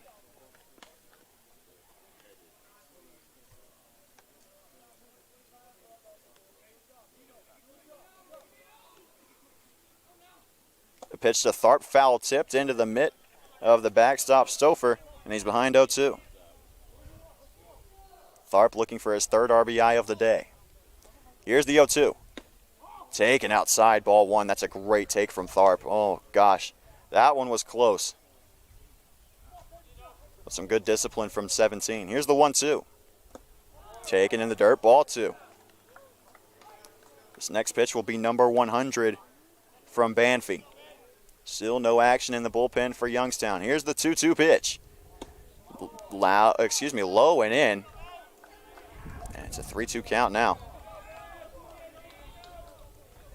Walk isn't quite as good as a base hit here, but you'll take it however you can get it. 3-2. Foul tip by Dino, and if he got all of that one, it was going a long way, but he was out in front of the changeup. The count will stay 3-2. The right side of the infield is playing in. Harvey, the shortstop, is playing just a little bit in from his normal position. Here's the 3-2. Again, fouled off by Tharp. If nothing else, he's getting the pitch count even further up there. Beber stands on third after his leadoff triple down the left field line.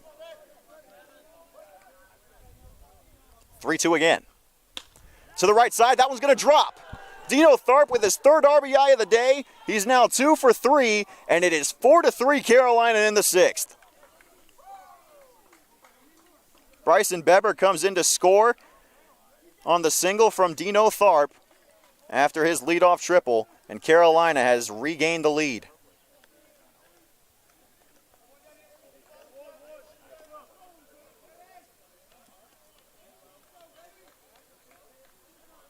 Zach Bryant steps in for the third time. He's 0 for 2 with 2 groundouts. Check back on Tharp at first. Won't do anything.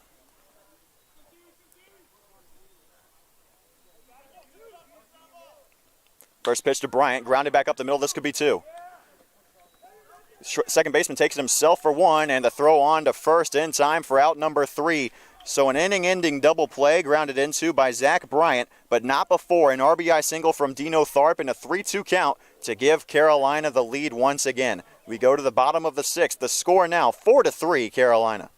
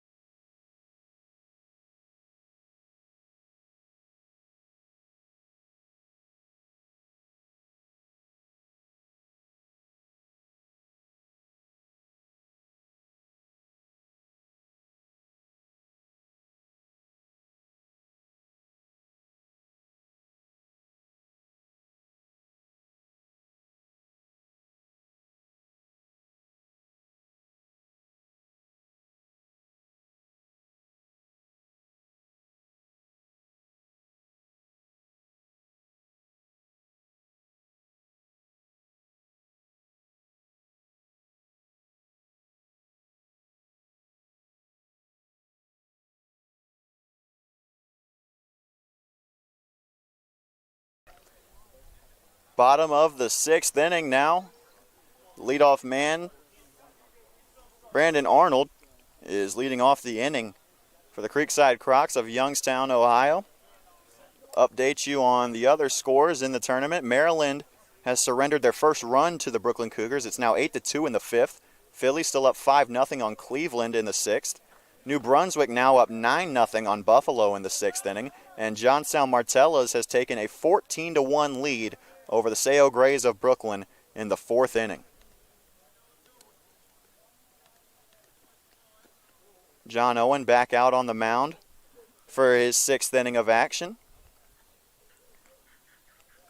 He's at 86 pitches now. Colton Banfee is to be assumed that his day on the mound is done.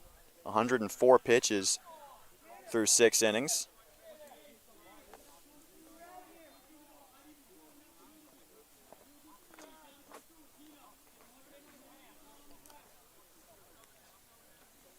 Dino Tharp playing straight up the middle. Logan Conklin playing the 5-6 hole. Zach Bryant is playing in at third base. First pitch, swung on and missed by Arnold, and John Owen wasting no time getting ahead in the count. It's 0-1.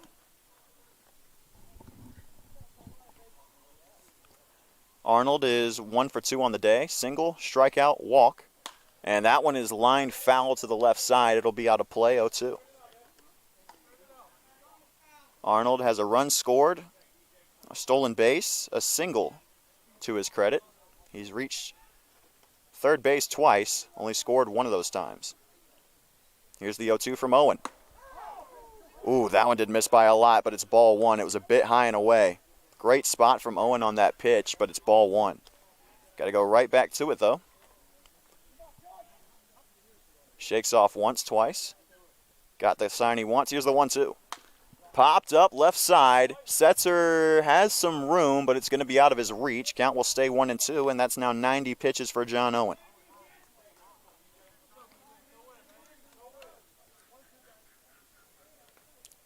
This is a must-win game for both teams to avoid falling to 0-2. That one is popped up as well, straight up the middle. Conklin calling everyone off, and he'll make the catch for out number 1.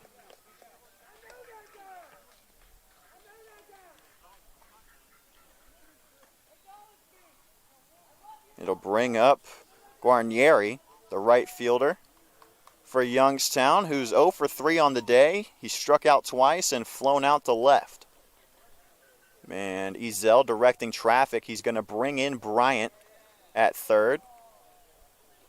Tharp back to the normal second base position. Conklin playing up the middle. Swing and a miss on the heater. And it's strike 1. Guarnieri can't catch up to that one.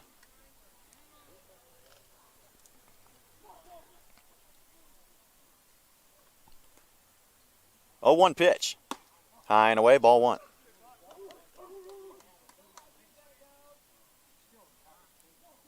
Owen with 6 strikeouts so far today. Here's the 1-1. Fouled off, and it's strike 2.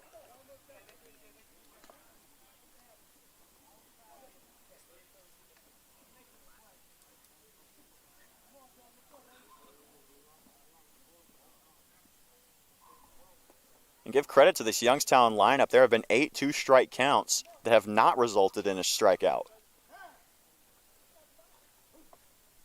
So the 2-strike approach, whatever it is paying off for the Creekside Crocs so far today. This next pitch will be number 95 on the day for John Owen. 1-2.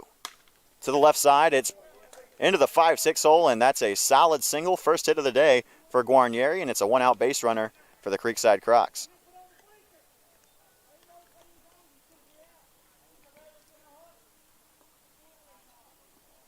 It'll bring in Stouffer, who on the day is 2 for 3. 2 singles, an RBI, a run scored, and a pop out.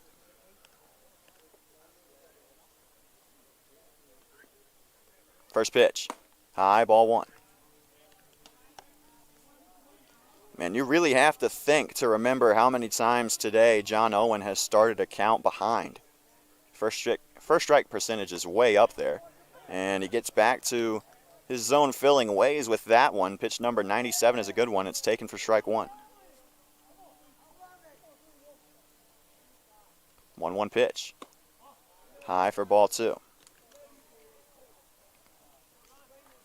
Unsure who the first out of the pen will be for Carolina. You've got to think that it will either be Zane Beaver or Scout Nichols. Here's the 2-1. Swing and a miss on the fastball, and he's way behind it. It's 2-2.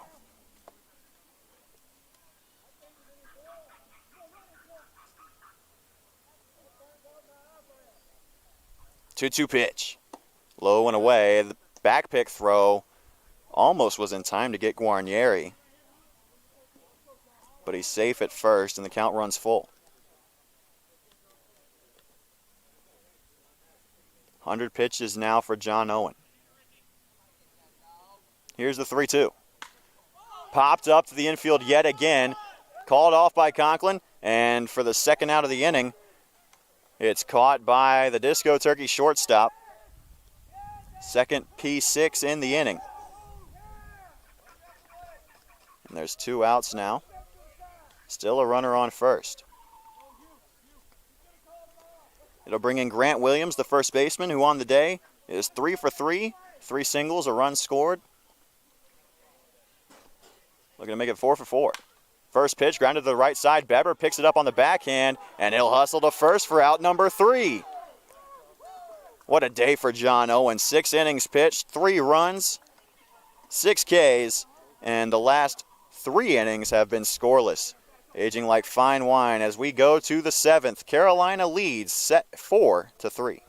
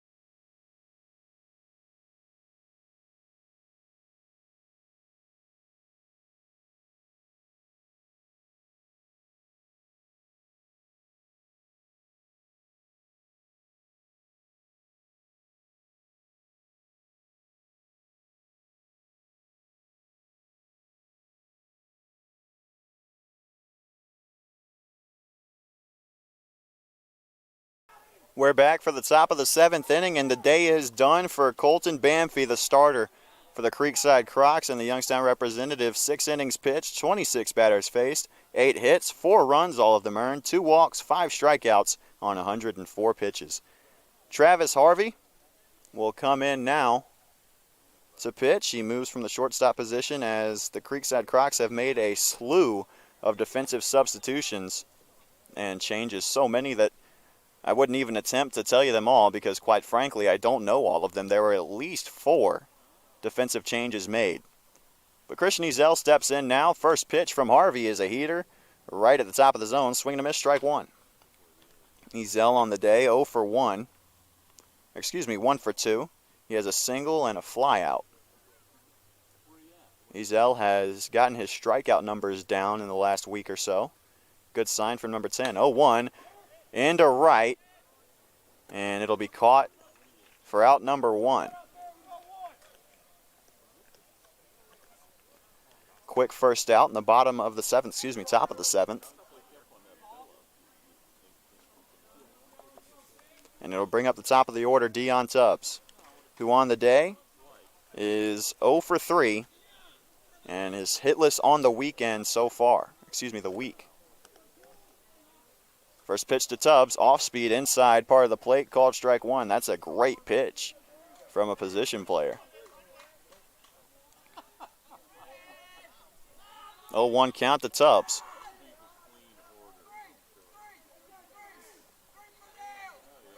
From the windup, the pitch, low and in, ball 1. And you can hear the Carolina dugout getting into it a bit now.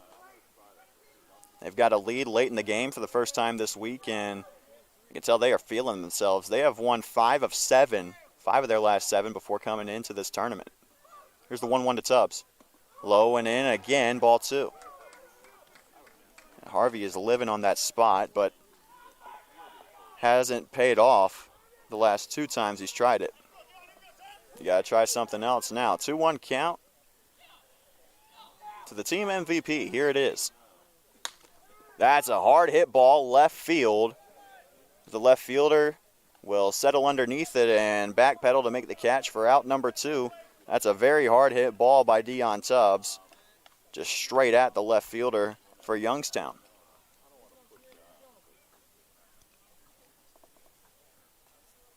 So Logan Conklin steps in now. He's 1 for 3 with a single, a run scored, pop out, and a ground out. First pitch to Logan. Taken in the dirt, ball 1.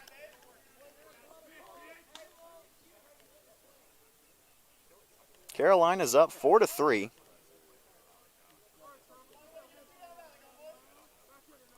And the top of the 7th inning.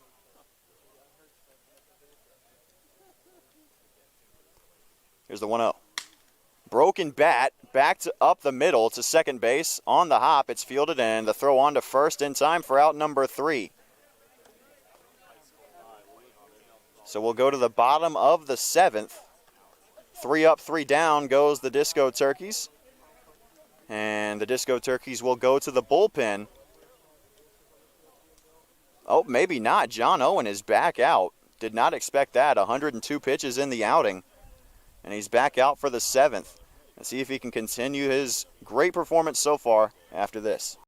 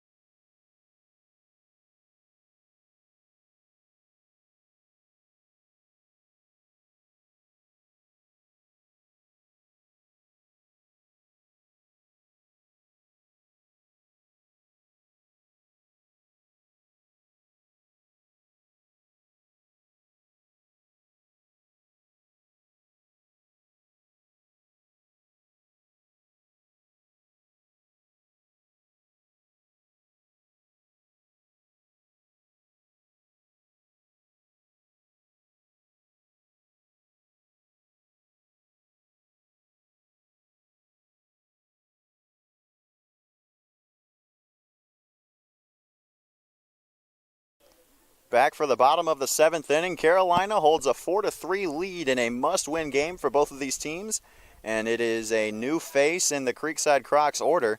Number 3, Dante Young, set to take his first hacks, and he's behind on the fastball. First pitch, 0-1. John Owen gets ahead.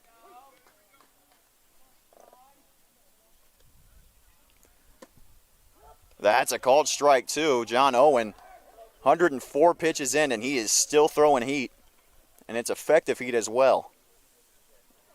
0-2 count. Here's the pitch. Swing and a miss. 3 straight strikes. Oh, my goodness. John Owen's feeling himself. It's out number 1. And he's not the only one that's feeling himself. The entire Disco Turkey dugout is alive. The most energy that they've shown in quite some time, let alone at this tournament.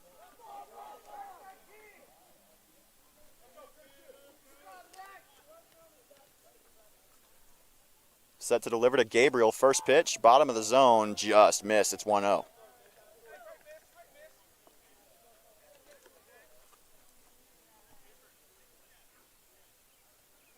The count. Here's the pitch. Fouled off, and it'll even up at 1 apiece. Good job by Owen to get back in the count there. Even things up. Dom Stiliana on deck. 1-1 pitch. That's high for ball 2. Looked like an off-speed that didn't quite have the drop that he wanted it to.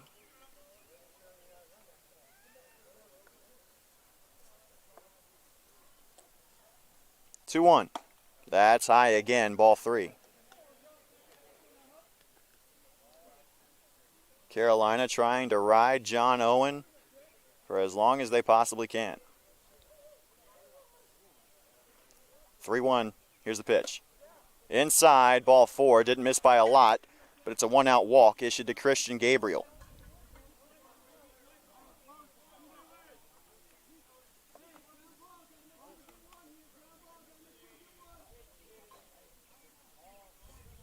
It's only the second walk of the day issued by John Owen, and it's the first since the first batter that he faced. First pitch to Stiliana, called strike 1 on an off-speed inside part of the plate. The left fielder for the Creekside Crocs is 1 for 3 on the day. Or 1 for 2, excuse me. That was an 0-1 pitch that missed low. It's ball 1. In Stiliana's first plate appearance, he reached on catcher's interference, singled in the 3rd, and grounded out in the 5th inning. Here's the 1-1. Popped up, right side out of play, 1-2.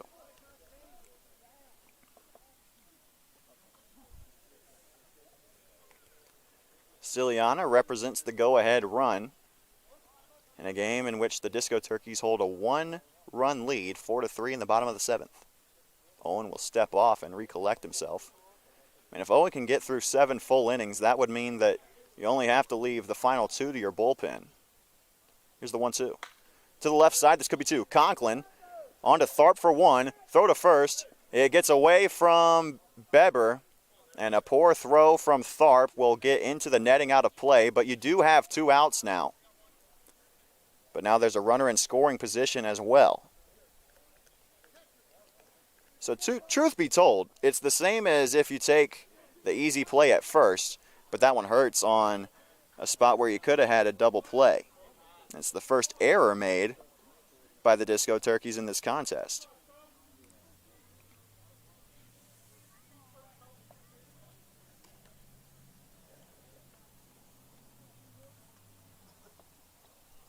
First pitch to Anthony Laird. A bit low and inside as well. It's ball 1.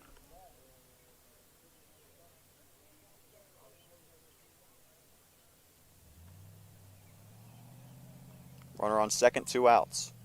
Tying run in scoring position. Here's the 1-0. Taken high, ball 2. But you can hear the velocity is still there for Owen, 117 pitches in.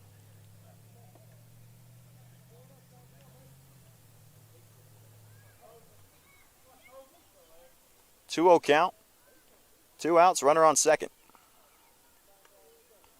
Must-win ball game for both teams, who are 0-1 entering today. 2-0. That's strike 1 called, and that's a good pitch from John Owen right there. Way to get back in the count.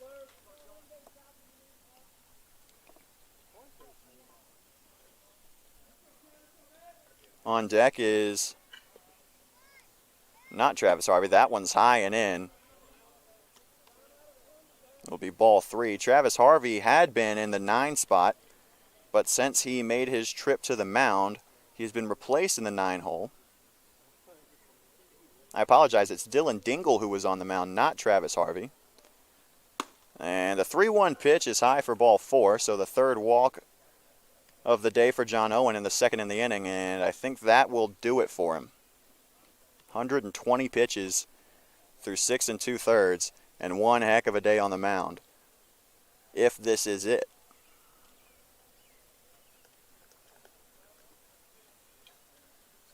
They're going to let John Owen try to get the final out, and that'll fire up the dugout.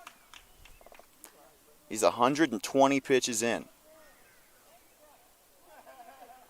It is Travis Harvey who's still at shortstop.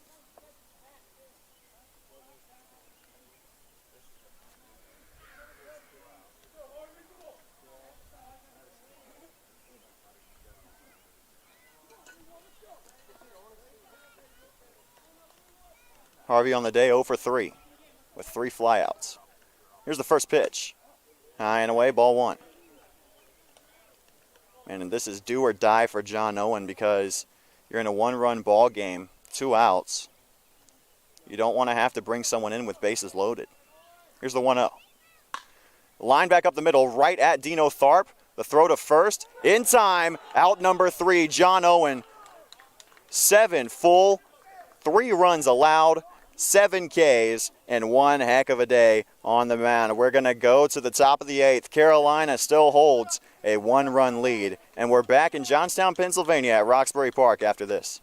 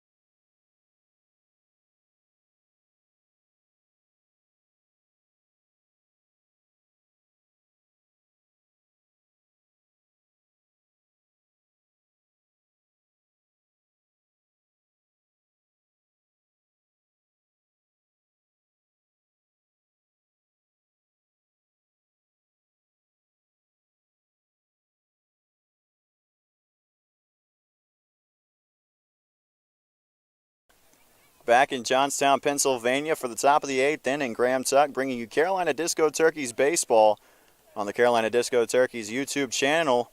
It's a must-win game for 2 0-1 teams in Pool C of play at the AAABA tournament.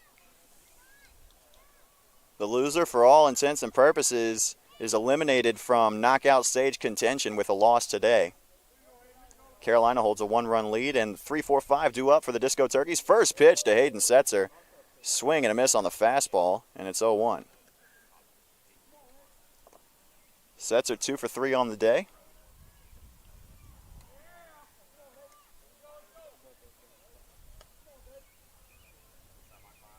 Here's the 0-1. Line foul to the third base side, and he's behind 0-2 now. Setzer has 2 singles and a deep fly out. Missed a home run by a matter of feet in the 3rd inning. On deck is Chase Locklear, who's 0 for 3. Here's the 0-2 to Setzer. Outside, just missed. It's ball 1. That was a great pitch from Travis Harvey, who is on the mound. I was mistaken. I did not know that you were allowed to let the pitcher bat for themselves, but being that he started in the field and then moved to the mound, I believe it makes a little bit of sense. It's a 1-2 count. Here's the pitch. Low in the dirt, ball 2.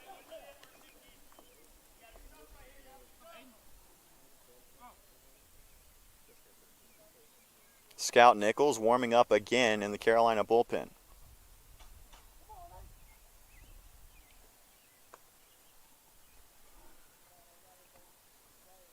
Two-two count. To Hayden Setzer, here's the pitch. Popped up, left side, foul out of play by a long shot. It'll stay 2-2.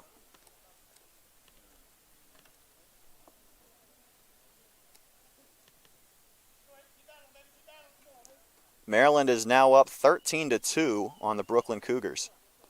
New Brunswick up 9-3 on Buffalo. Johnstown Martella is up 14-2 on the Seo Grays of Brooklyn, and Philly up 6-0 on Cleveland. Here's the 2-2. Good take from Setzer on an off speed that made its way back into the zone and then exited it again.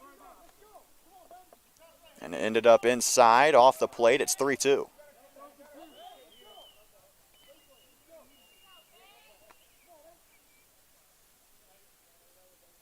Full count pitch coming from Harvey. Here it is.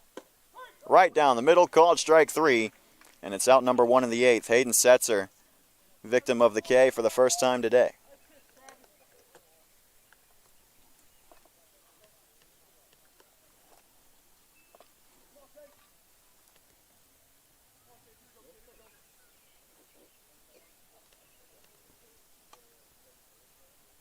In steps Chase Locklear, 0 for 3. On deck is Bryson Beber, who's 2 for 3. Here's the first pitch to Locklear. Breaking ball in the zone, called strike 1. Locklear for the first time today wearing batting gloves, so maybe that'll change something.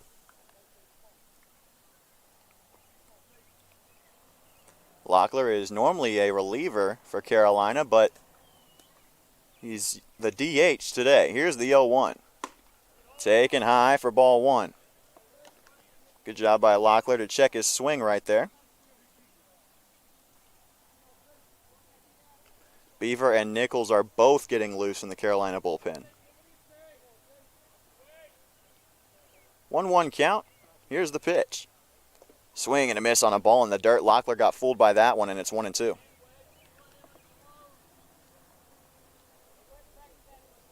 Locklear got the nod at DH today because of a pinch hit appearance he made yesterday in which he roped one to center field, but it was caught on a line. Coach Cabana liked what he saw out of the swing. Decided to give him the start today. Here's the 1-2. Called strike 3. It's the second backwards K of the inning for Carolina. And there's 2 outs now here in the top of the 8th. Harvey has been a much-needed breath of fresh air on the mound for Youngstown. This has been a very tightly contested ball game for the entire 7 and 2 outs. Carolina is on top now with a 1-run lead. Bryson Beber tripled his last time up. He was the go-ahead run. Here's the first pitch to him. Fouled back, and he's behind 0-1. First triple of the year for Bryson Beber, that one was. Only the second extra base hit all year long.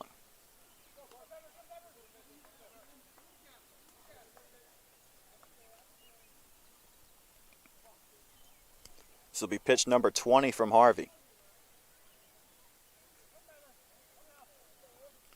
Here's the 0-1. Low, ball 1. Count evened up now.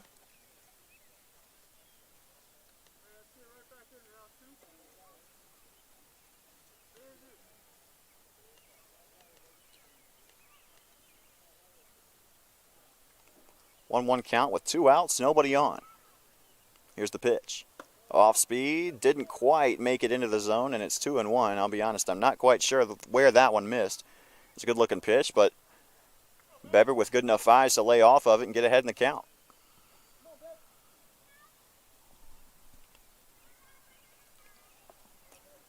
Two-one, here it is. Swing and a miss on a ball up in the zone, and the count's even at 2.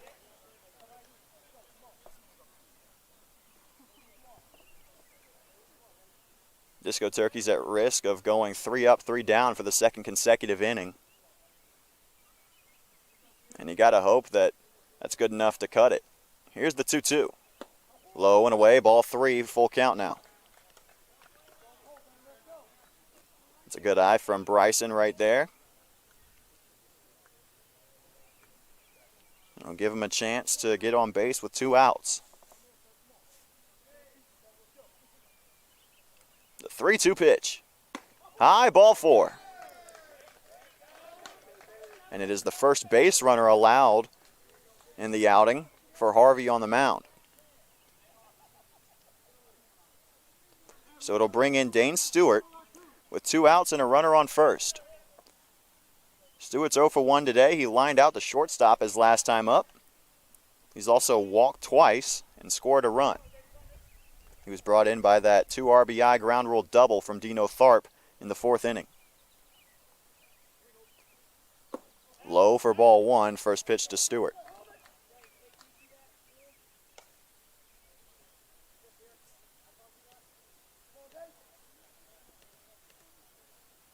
.25 pitches now for Harvey, and the count's 1-0 to the Disco Turkey right fielder.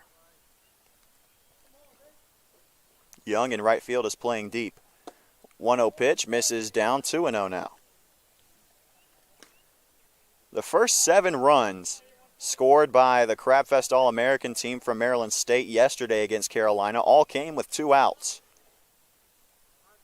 They had 12 base runners reach with 2 outs. 2-0 pitch. That one's high for ball 3, 3-0 count now.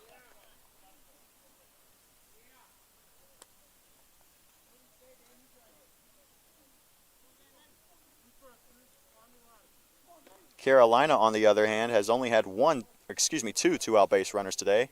Beber, who stands on first, is the second. 3-0 pitch. Down and in, ball 4, and that's the third of the day for Carolina with 2 outs. Second consecutive walk issued by Harvey, and it puts runners on first and second with 2 outs for Dino Tharp.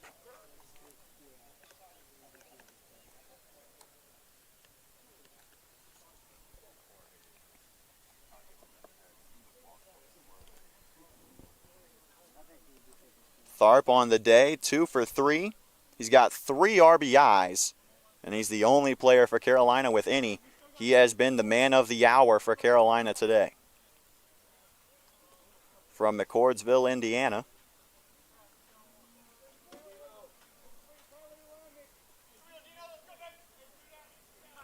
It's a big spot for him. Some much-needed insurance runs potentially on the table for Carolina. First pitch. Line back up the middle. This could get through. Instead, it'll be fielded by the shortstop. Flip on to second in time for out number 3. So Carolina will strand 2 in the top of the 8th after getting only their second and third 2-out base runners of the day. And we will go to the bottom of the 8th as Carolina turns to the bullpen for the first time, and it's Scout Nichols who will trot out from the dugout. Score still as we head to the bottom of the 8th, 4-3 Carolina.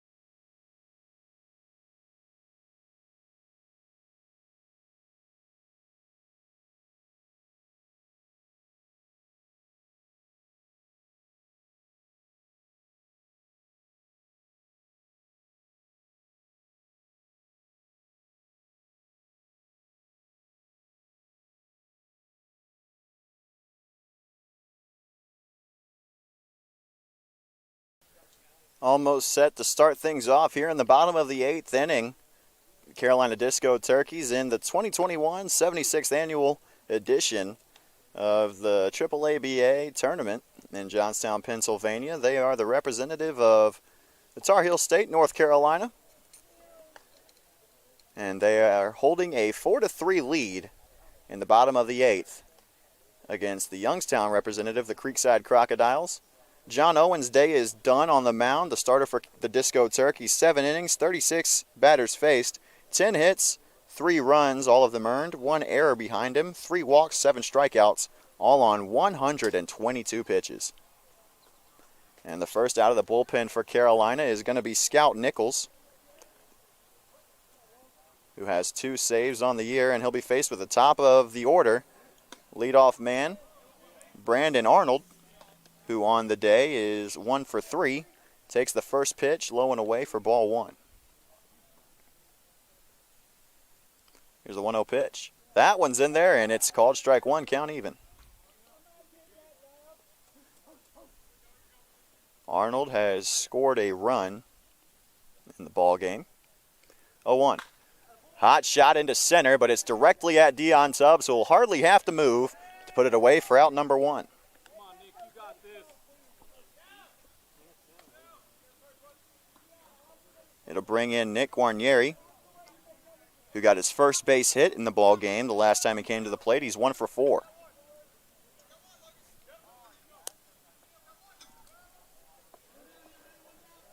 The shift is on for Guarnieri. Tharp moving over to his normal 4 spot. Conklin playing up the middle at short. First pitch to Guarnieri is in the dirt.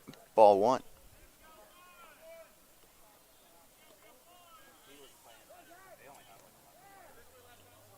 Coleman Stauffer is on deck, who moved to third base from his catcher position. Here's the 1-0. Down and in, ball 2. It's an easy spot to miss when you have the delivery that Scout does. A right-hander throwing to a lefty, throwing across your body. 2-0 count. Here's the pitch. Outside, ball 3.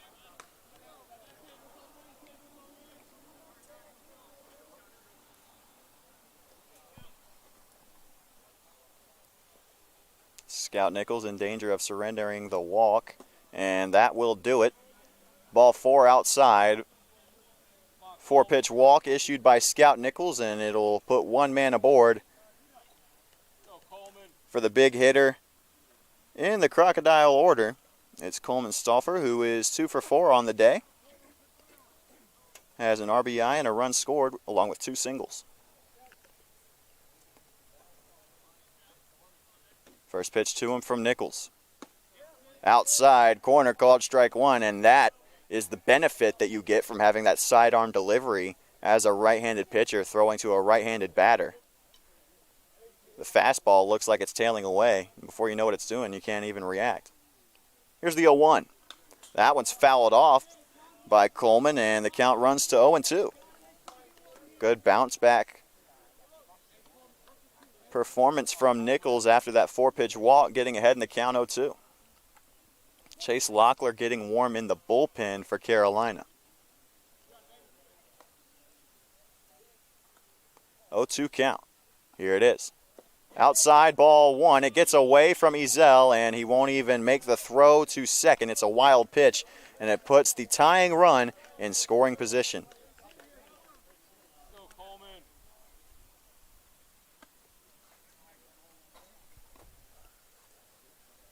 Nichols will step off for a moment as he and Ezell will both collect themselves. Must-win game for Carolina in order to avoid falling to 0-2 in pool play. Keep their hopes at the quarterfinal alive. Here's the 1-2. Low for ball 2.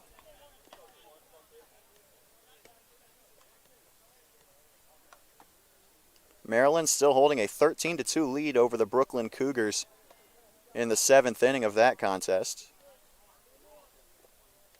2-2. Low and away, ball 3, full count now. Walk wouldn't be the worst thing in the world here, as you got to open base, but you want to try to get your outs as quickly and efficiently as you can. 3-2. Outside, ball 4.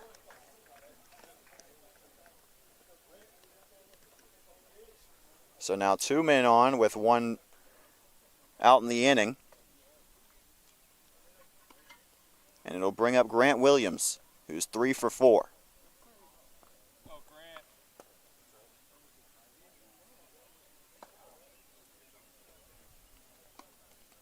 Ezell out to have a chat with Scout.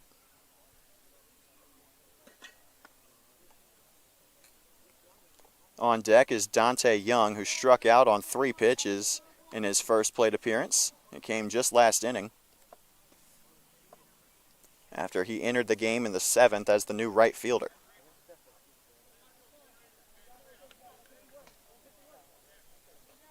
In will step Williams. The first pitch is outside for ball 1.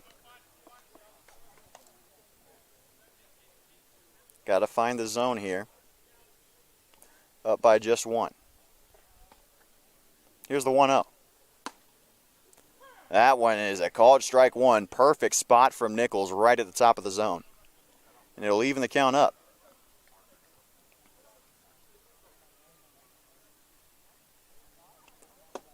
That's ball 2. Bit low that time. Tried to change the eye level. Going back to the fastball again. Let's see what he does here in the 2-1. The pitch. Broken bat. Line drive to Nichols. And he's got him doubled off at second. The throw not able to be picked up. Nichols looked like he was a bit shaken up. Didn't expect that line drive to be right back at him. And he was, to be completely frank, he was lucky that the broken bat didn't catch him. So a weird play all the way around, but it's the second out in the inning. And that's a great snag from Nichols, because if that ball gets past him, it's up the middle, and it'll bring in a run, the tying run. So in steps Dante Young for the second time. He's 0 for 1. First pitch, low and away, ball 1.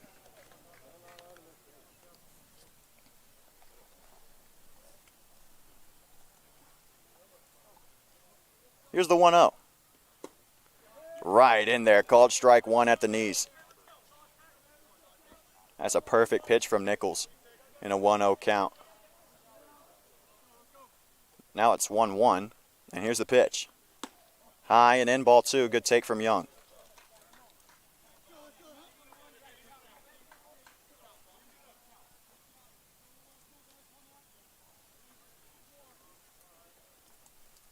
Here's the 2-1. Swung on and missed by Young, and Scout Nichols 1 strike away from getting out of the inning.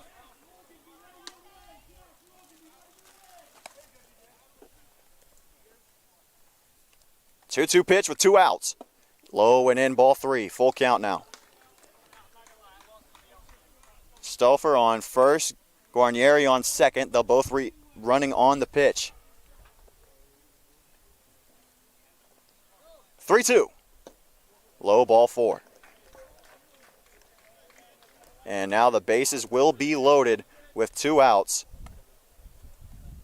Go ahead, run in scoring position. 4-3 ball game, bottom of the 8th, 2 outs. And in steps Christian Gabriel. He's 1 for 3 on the day with a 2 RBI single. Strikeout, ground out, and a walk drawn. First pitch to him. Low for ball 1. That's a good spot from Nichols, though.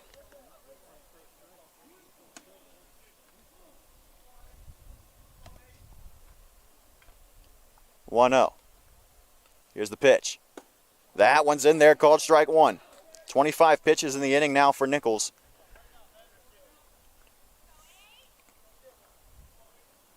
Score still 4-3 Carolina. Nichols working quickly. Here's the 1-1.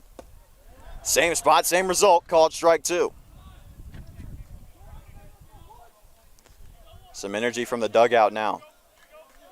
Force out at any base. 1-2. Line to the left side, but foul. And Gabriel was all over that one. Just couldn't put it in play. If that had been a fair ball, it would have scored at least 2. As mentioned, tying run 90 feet away. Go ahead run stands on second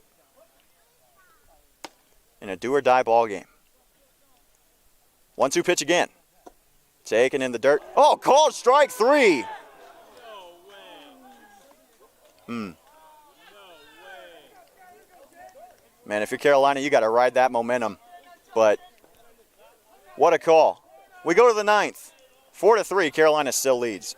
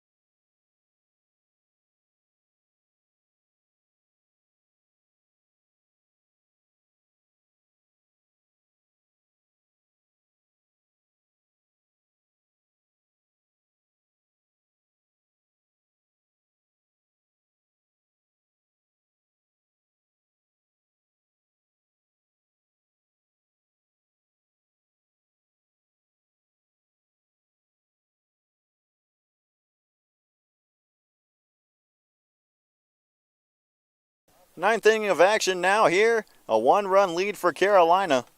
And it'll be 8-9-1 due up to try to get one more run or maybe a few across before we head to the bottom of the 9th. We'll give you an update on the other scores in the tournament. Most important one, Maryland State Crab Fest up 13-2 in the 7th on the Brooklyn Cougars.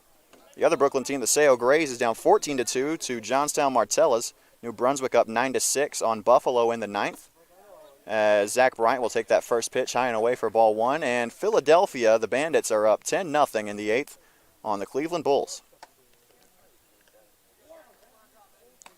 It's 30 pitches now for Harvey. The count 1-0 to Bryant, who on the day is 0 for 3. Swung on, grounded to the right side. Fielded out of the dirt by the second baseman. Throw on to first in time for out number 1.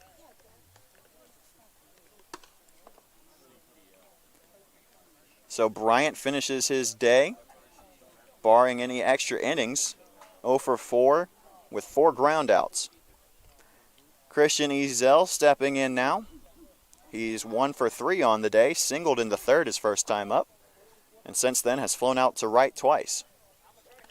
Here's the first pitch to him. It's a breaking ball that misses high, 1-0.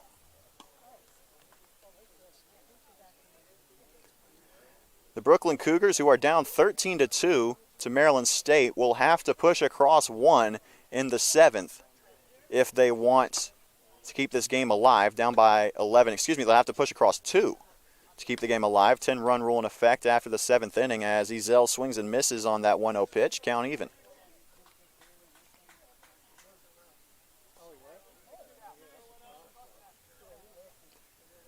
Here's the 1-1 to Ezell. Line to the left side, and that ball's foul. Right down the line. It was very, very close. But foul ball will put the count at 1-2. As mentioned, the winner of this game will keep their hopes at the quarterfinal alive and move to 1-1.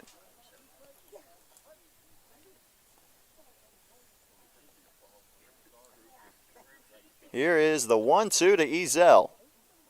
Swing and a miss on the fastball. First time he's gone down to the K today, and it's out number 2 in the top of the 9th, and the lineup card will flip over as Dion Tubbs takes a trip to the plate for the 5th time today.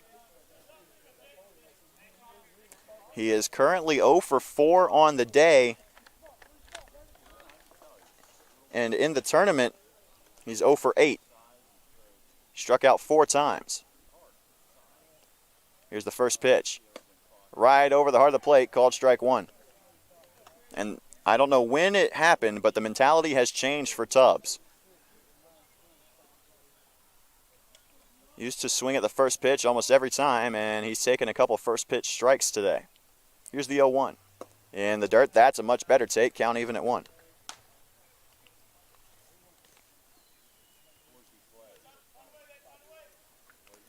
It is now 14-2. Johnstown Martella's over the Sayo Grays. It's still 13-2 between Brooklyn and Maryland State. That pitch missed the zone. 2-1 now to Tubbs. A lot of great guys here on the trip, but you got to give a shout out to all the ones that couldn't make it. The West Texas kids, Kix and Kaysen, Austin, Caleb, Jeff, everybody else who played for the Disco Turkeys this year and didn't make the trip. The 2-1 pitch fouled off by Tubbs, and the count moves to 2-2. Give credit where it's due. Out of the bullpen and out of his shortstop position, Travis Harvey has done great for Youngstown today. Haven't had a run scored since the top of the 6th for either side. Here's the 2-2 with 2 outs. Swung on and missed for out number 3, and for the 3rd time today, the Disco Turkeys will go down in order, and that'll send us to the bottom of the 9th. 3 more outs stand between Carolina and their first win here in Johnstown, and it'll be the bottom 3 in the order due up for Scout Nichols when we come back.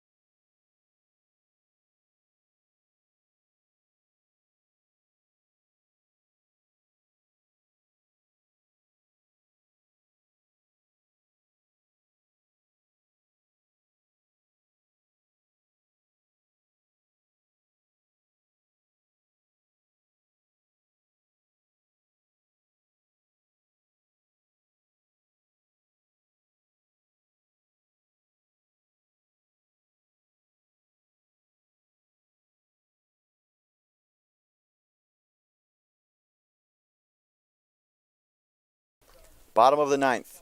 1-run ball game, season on the line, and it's Scout Nichols who's tasked with the final 3 outs with a 4-3 lead, and it's the bottom 3 in the order due up for Youngstown. Dom Stiliana will start things off. Anthony Laird on deck. And here's the first pitch from Nichols. Low and in, ball 1. Stiliana on the day, 1 for 3. Catches interference, a single, ground out and reaching on an error. 1-0, grounded to the right side, picked up by Beber. He'll step on first for out number 1.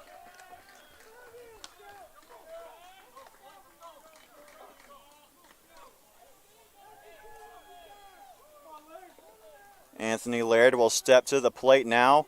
Travis Harvey, who started the game at shortstop and has since moved to the pitcher's mound, is on deck.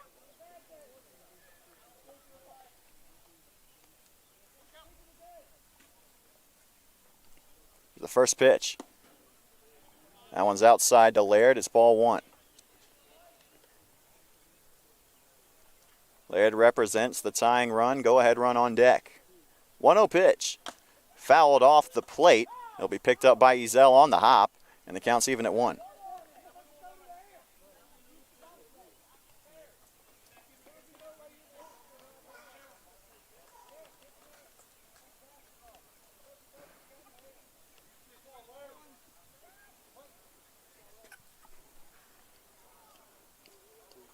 One pitch, here it is. Outside, ball 2. This Youngstown Creekside Crocs team is one that has been disciplined all game long, hasn't chased at a lot of waste pitches. Here's the 2-1. That one swung on and missed, and now 2 strikes in the count now. Just blew the fastball by Laird. He swung out of his shoes. Here's the 2-2 pitch. Grounded to the left side. Bryant will field it. It's got to be a tough play. Bare hand. Throw on to first. He got him out number 2. What a play from Zach Bryant. Man, if that doesn't give you momentum, I don't know what will. Zach Bryant hasn't started a game in the infield since high school, and he makes a play with the bare hand. Tough throw in time and a great stretch from Beber for out number 2, and the final out is represented by Travis Harvey, who also represents the tying run.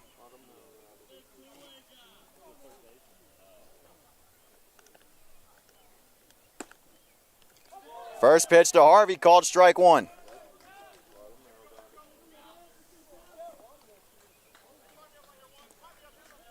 Scouting line for the save if they can come out. Here's the 0-1 in the dirt, 1-1.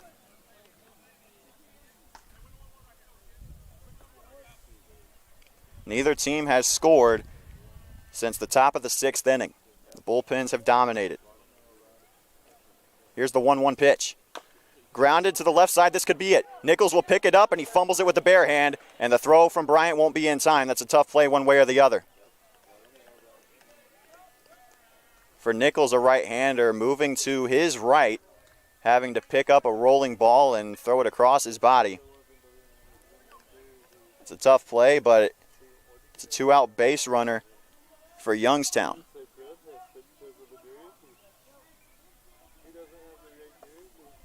It'll bring up the leadoff man, Brandon Arnold. On the day, 1 for 4.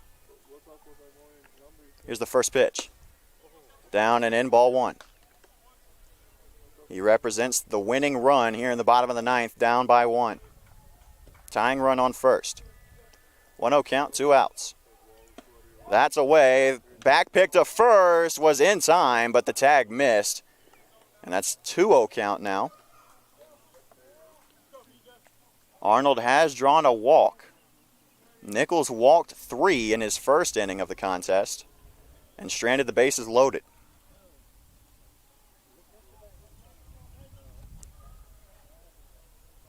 The Disco Turkeys need to win today to keep their hopes alive of advancing out of the pool stage. Counts 2-0. Here's the pitch. Swung on into right. Stewart coming on, and he'll make the catch. No, he dropped it. Stewart dropped it in right, and the tying run is on third. Come on, let's go, guys. The ball was in the glove of Dane Stewart, and he dropped it in right field, and advancing from first to third is Travis Harvey.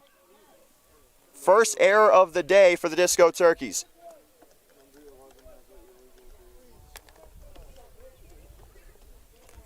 So now runners on the corners, 2 outs for Nick Guarnieri, who's 1 for 4. First pitch, pounded into the zone, strike 1.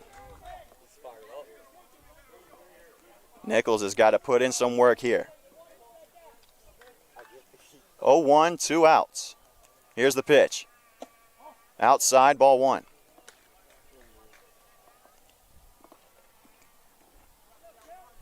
Count even, 1 apiece.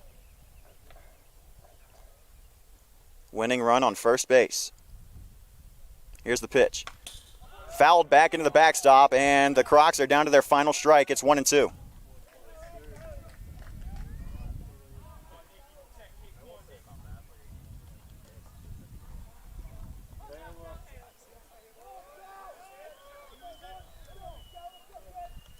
Disco Turkey infield playing straight up, normal depth. Count 1-2. The pitch from Nichols. Low for ball 2.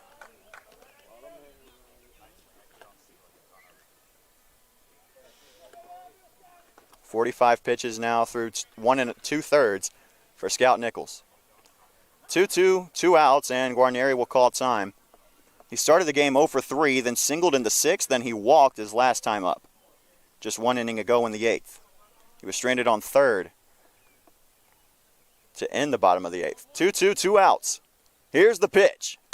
To the left side, Conklin ranging over, picks it up on a backhand, throw to first, picked out of the dirt from Beber, in time, out number 3, Carolina wins.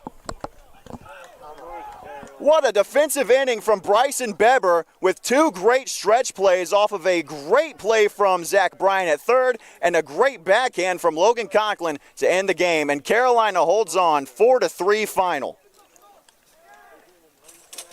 Man, if that doesn't give you a heart attack, I don't know what will. That was a phenomenal game from both sides. Neither team quit. And Carolina, the team that comes out on top, and that is exactly what they needed after a tough loss yesterday. 12-3 blowout loss against Maryland State. Come back today, 4-3 final here from Roxbury Park against the Youngstown Creekside Crocs, and that'll take us into the rundown in the Roost as the Disco Turkeys come out on top. They move to 1-1, and they are still alive with their hopes of advancing to the knockout stage still intact. We'll take a look. Maryland State has officially defeated the Brooklyn Cougars. So now Brooklyn has fallen to 1-1. Maryland State has advanced to 2-0 and all but clinched a spot in the knockout stage, which will start on Thursday. And Brooklyn and Carolina play tomorrow at noon with a trip to the knockout stage essentially on the line. Brooklyn, through their first 2 games, allowed 13 to Maryland State and 4 to Youngstown, which means that through 2 games they've allowed 17 runs. Carolina allowed 12 to Maryland State yesterday and 3 to Youngstown today, which means that as of right now, Carolina has jumped from 4th in the pool to 2nd because they hold the runs allowed tiebreaker over Brooklyn. So Carolina in great position to make a trip to the knockout stage if they win tomorrow. Maryland State has dominated both games they've played, and this has been one heck of a ball game. Other final scores from the tournament: Johnstown Martellas 14-2 over Brooklyn the Seo Grays. Philadelphia 10-0 over the Cleveland Bulls. And the New Brunswick Matrix in the 9th are up 11-6 on Buffalo. We'll give you a recap of today's game. In the top of the first, Carolina jumped out to a 1-0 lead when Logan Conklin singled and made it to 3rd. Hayden Setzer singled and was on first. He stole 2nd, and Conklin came in to score on the throw. Then in the bottom of the first inning, the leadoff man, Arnold, drew the walk, and he was able to score. And the teams went back and forth all game long before in the bottom of the 10th, in the bottom of the 9th, Scout Nichols came on and did his job, securing what was a great win. And that'll do it for us here at Roxbury Park in Johnstown, Pennsylvania. The final score, Disco Turkeys win